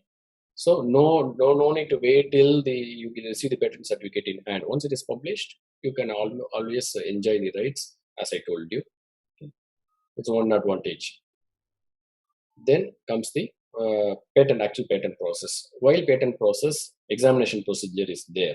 Examination means it will come, the application, the document will come to the expert. I'm an electrical engineer, so it will come to an examiner of electrical engineering field, the particular application. He will scrutinize the application. He will read through the description, read through the claims, search through the database, find out the novelty, find out the inventiveness of the application, find out whether it is patentable or not, because we have discussed so many items which cannot be patented. All those assessment he do, and he sends a examination report to the applicant. Once examination report is sent, okay, it is expected the applicant has to reply with all the objections will be there in the report. Based on the objections given, the applicant has to prepare his reply for all the objections and submit it to the office in written. For this, he will have a timeline, 6 months, within 6 months period. Once he receives the first examination report, he has to reply to us within 6 months of period. Any of this 6 months can be extended by another 3 more months. That is during the patent process. That facility is always available. But one thing I would like to emphasize here is the patent office will not arbitrarily refuse your application. Okay? You will always be given a chance. You will always given an option, okay, at any stage to appear before us and explain your invention. Okay. This emphasis I would like to mention. Then after we receive the request for examination is done. Here also, supposing you have not filed the request for examination at all. It's a separate form for request for examination. Application form is separate, request for early publication is separate, and request for examination form is separate. So if you have forgotten or if you have failed to submit application for examination, then what happens? Office will treat your application is withdrawn. Similarly, you file a provisional application, but you forgot the 12 months period. You forgot to submit complete specification. In that condition, what will happen? The office will treat your application to be abandoned. No further action will be taken on that. Okay. So the timelines are very, very important. Once you file an application, it becomes the responsibility of the applicant to keep track of the timelines and meet with the requirements of the office then and there. Not too many timelines, very, very easy to follow that, but at the same time, I wanted to emphasize on the importance of the timelines. Okay. This is the process. We have got pre-grant opposition and post-grant opposition. Means before patent certificate is granted, there is an opposition proceeding is there. Anybody who is aggrieved by your invention or who thinks that this invention is already there in the public domain, then he can come up with the evidence and submit to office saying that you cannot grant patent for this invention because this is already there. We will make an assessment of all the evidences and we come to a conclusion. That is called pre-grant opposition. Okay. Post-grant opposition is there. Supposing you have filed you got a patent. Okay, you got a patent now, and anybody, maybe your competitor, okay, it goes through this patent and finds out that this patent should not have been issued because of this is already in the public domain, or this is for so and so reason this should not have been issued this patent. Patent office has wrongly issued this patent. The evidence is there. Then you can come up with the evidence within 1 year time from the date of your patent, publication of your patent. Within 1 year, you can come and file a patent post-grant opposition. These are the checks and balances in the patent system. Post-grant opposition. Then also, patent office, what we do is we take all the opposition documents, we take the patent documents, then we'll make an assessment comparing both. Then we'll come to a conclusion whether the patent already granted by office is valid or based on the evidences submitted by the competitor or based on the evidence submitted by in the opposition, whether this patent has to be invalidated. That decision patent office will take. Again, this is not the end. Okay, the decision taken by patent office is not the end. There are other appeal provisions available. Supposing you are a patentee, by some means, this based on the evidence, patent office invalidate your patent. In that case, what you can do is you can always appeal against the decision of the patent office to other forums, higher forums. Intellectual Property Appellate Board is there, High Court is there. So you can always appeal against the decision of the patent office. This is the general patent process we follow. Okay. But if you go through the flow chart, you will come to know the timelines as well. And there are other in-between processes which you can understand easily. Okay.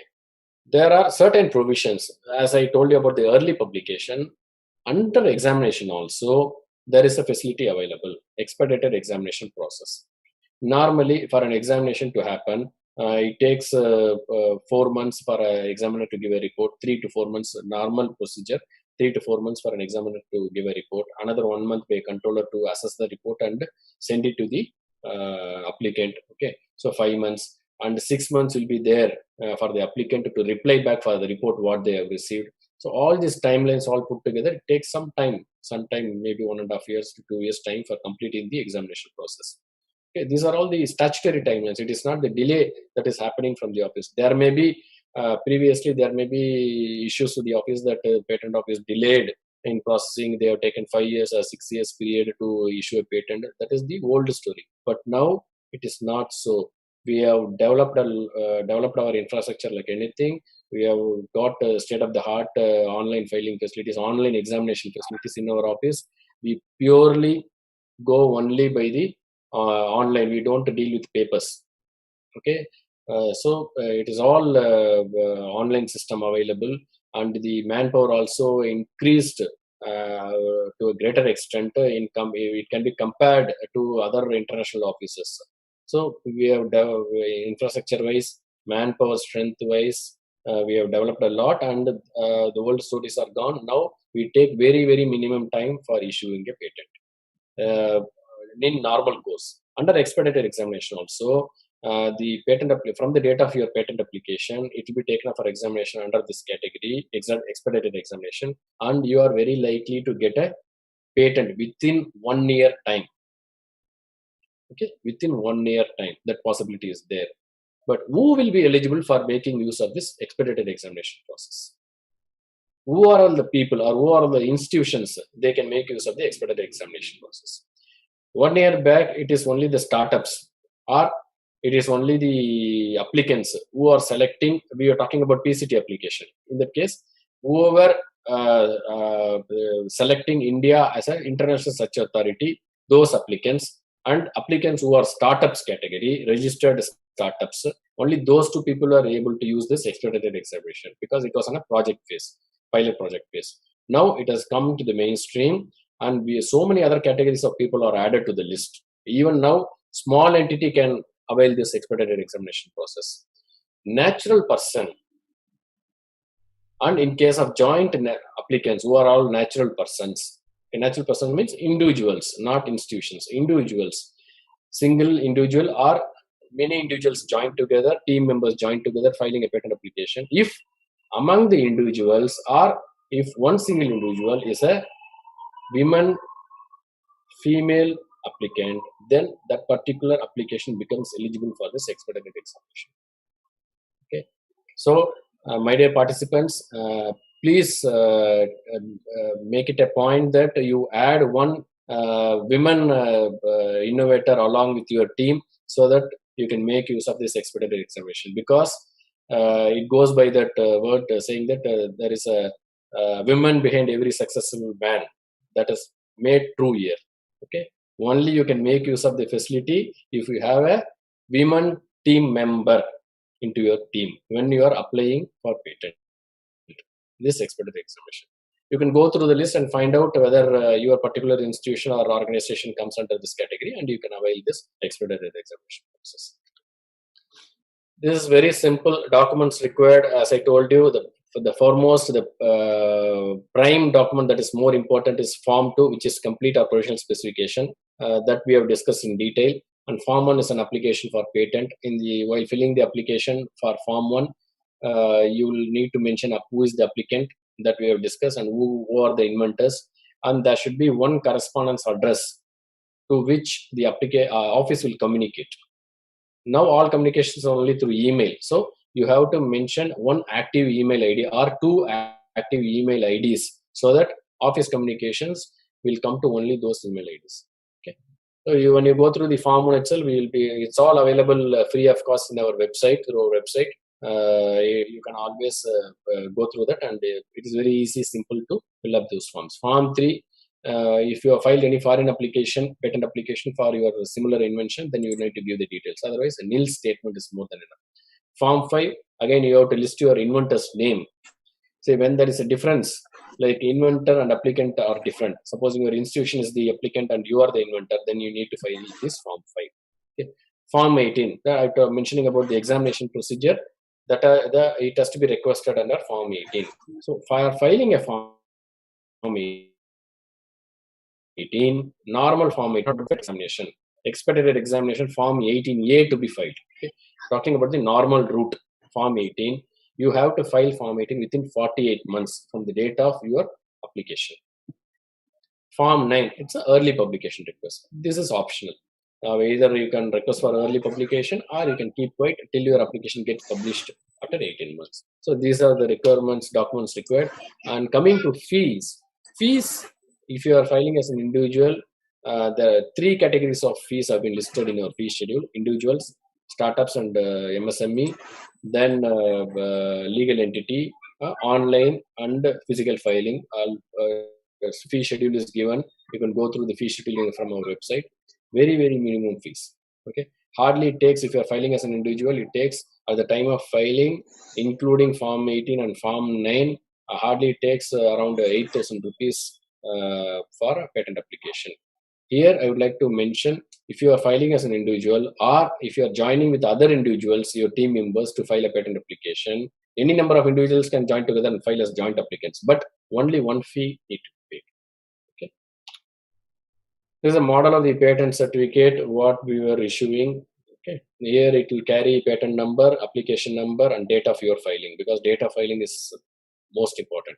Then your patentee name means if your institution is the applicant, they will be termed as patentee after patent is granted. Their name will appear in this. And there is a statement title of the invention is given, the date of grant is given. Okay. Your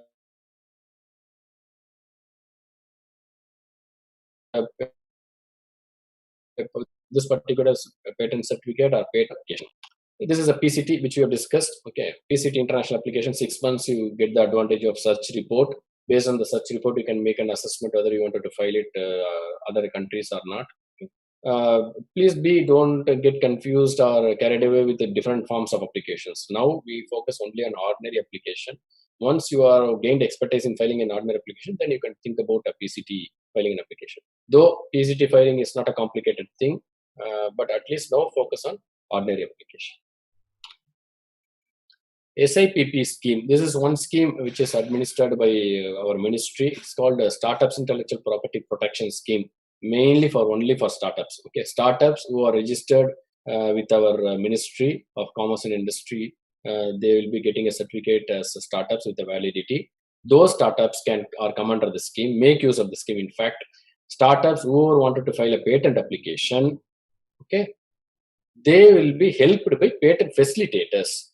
Patent facilitators are no one, they are patent agents listed with us. Okay.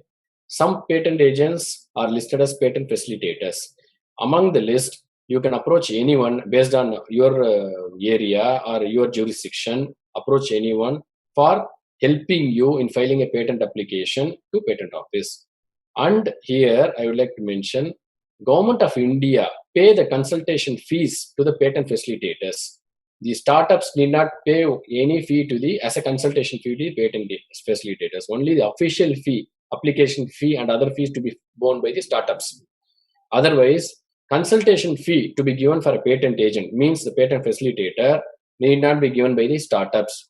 The Government of India under the scheme will give the consultation fee in 2 stages. One, at the time of filing, we pay them 10,000 rupees as a consultation fee. At the time of grant, we pay them based on the work they have done. We pay them another 10,000 rupees or 15,000 rupees as a consultation fee to the facilitator.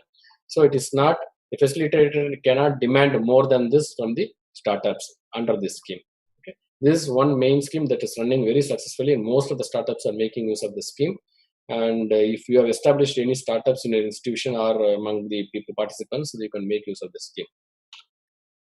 This is the interface of our website, www.ipindia.nac.in. It's an interface. Through the interface, you can see patent, design, trademarks, GI, all come under single umbrella, all come under the administration of our Controller General.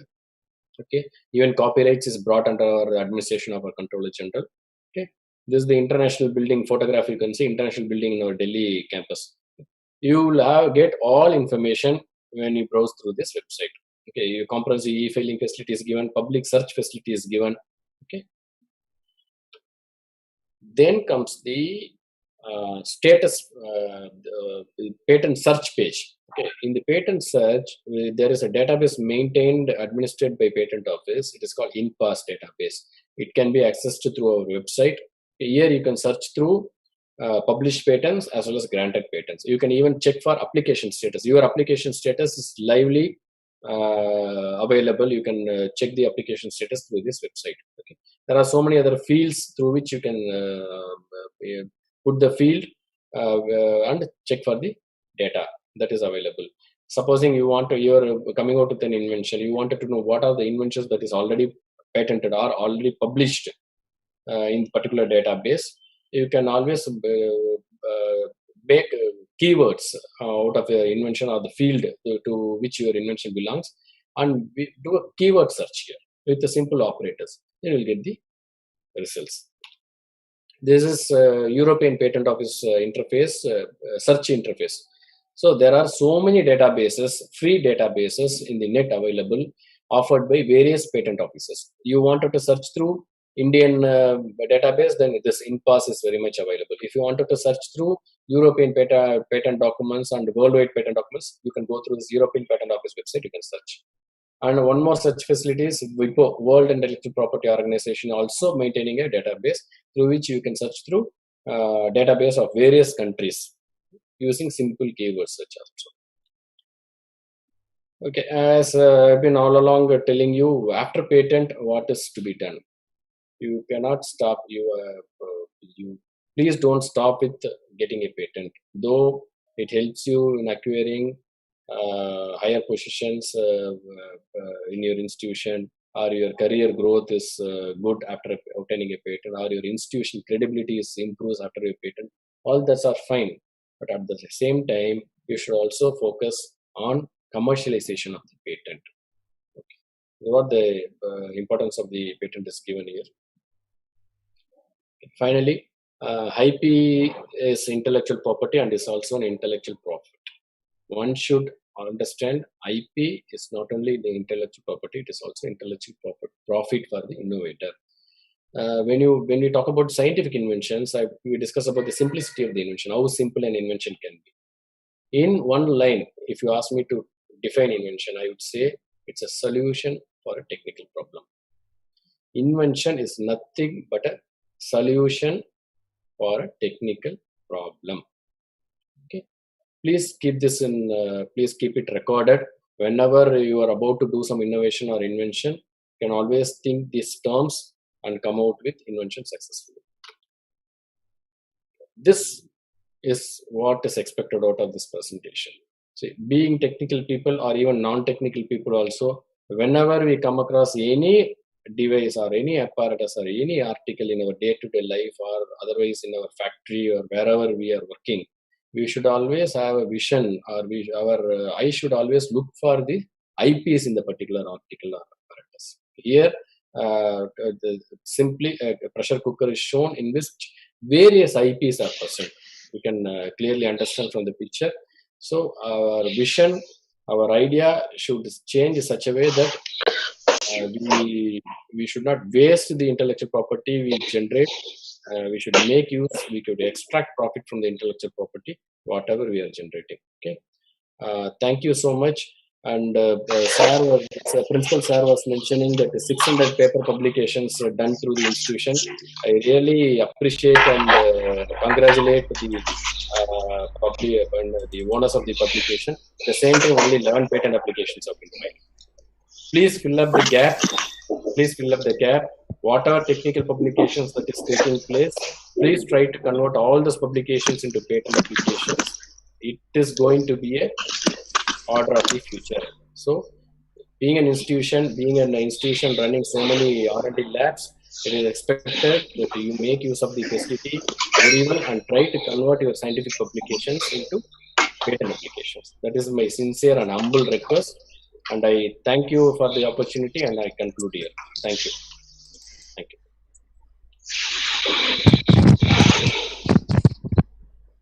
Sir, thank you for your wonderful presentations. It's very useful for our institutions and those who are all participated in this event. Now I request our Dean Research to propose vote of thanks. Madam, question answers. Yeah. Sir,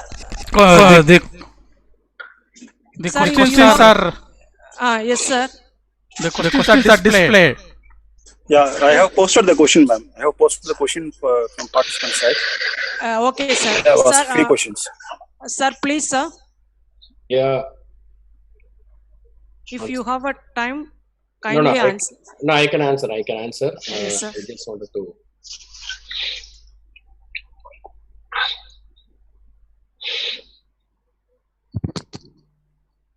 So you can choose your choice, sir, because already you have explained with a lot of information.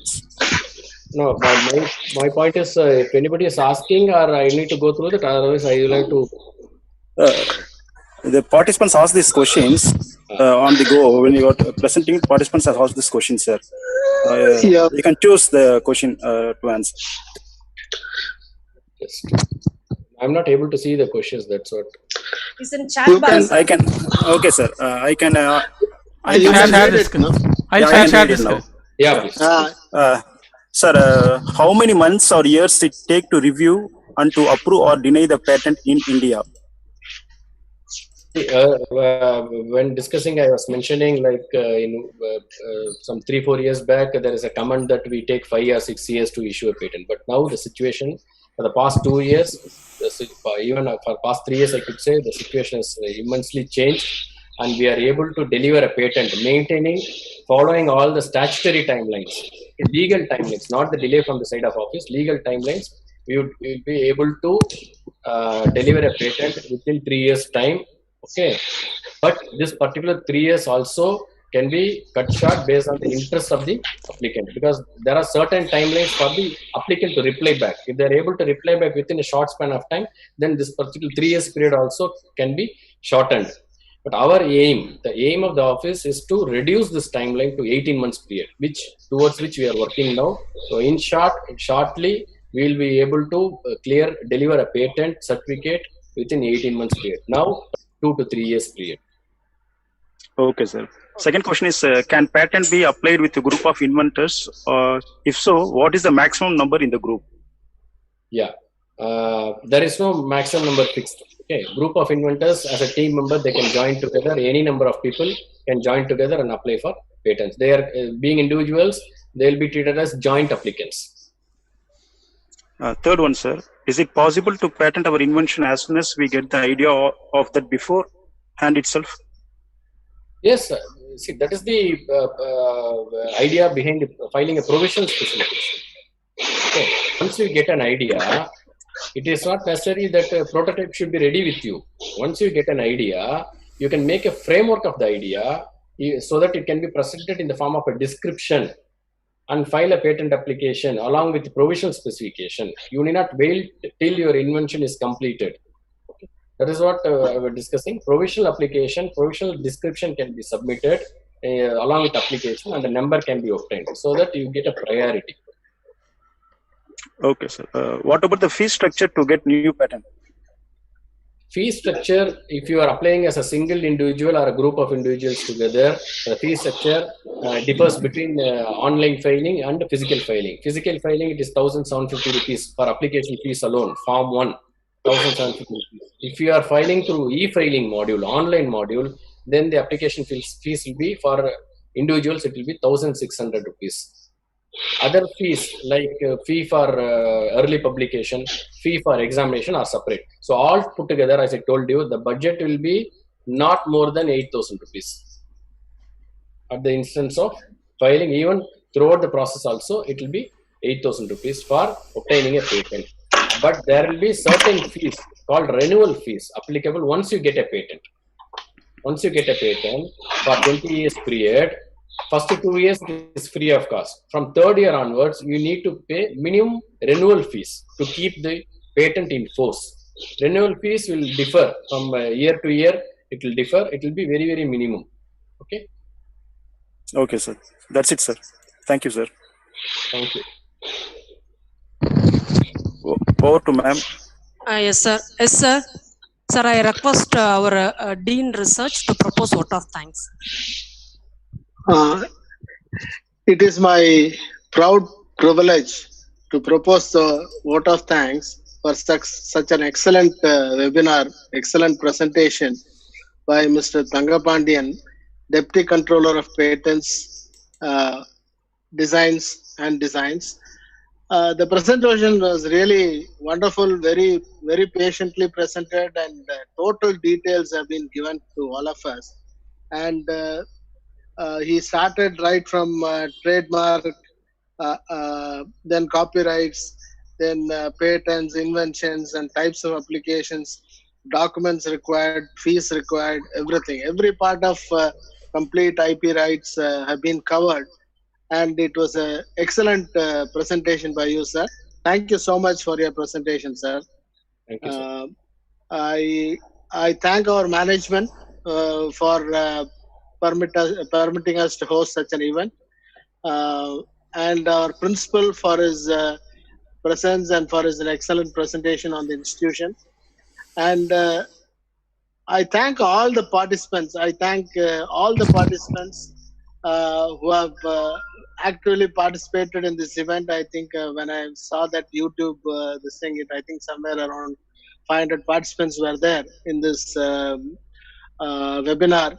I'm extremely happy that so many people were interested and then they have interacted with us. So I'm very much thankful to them. Then I thank Dr. Rukmani, who has coordinated and then made arrangements for this presentation, for her excellent coordination. I thank Professor Rangarajan for hosting this entire event. And I thank all our college staff and faculty members who have participated, HODs who have participated in this webinar.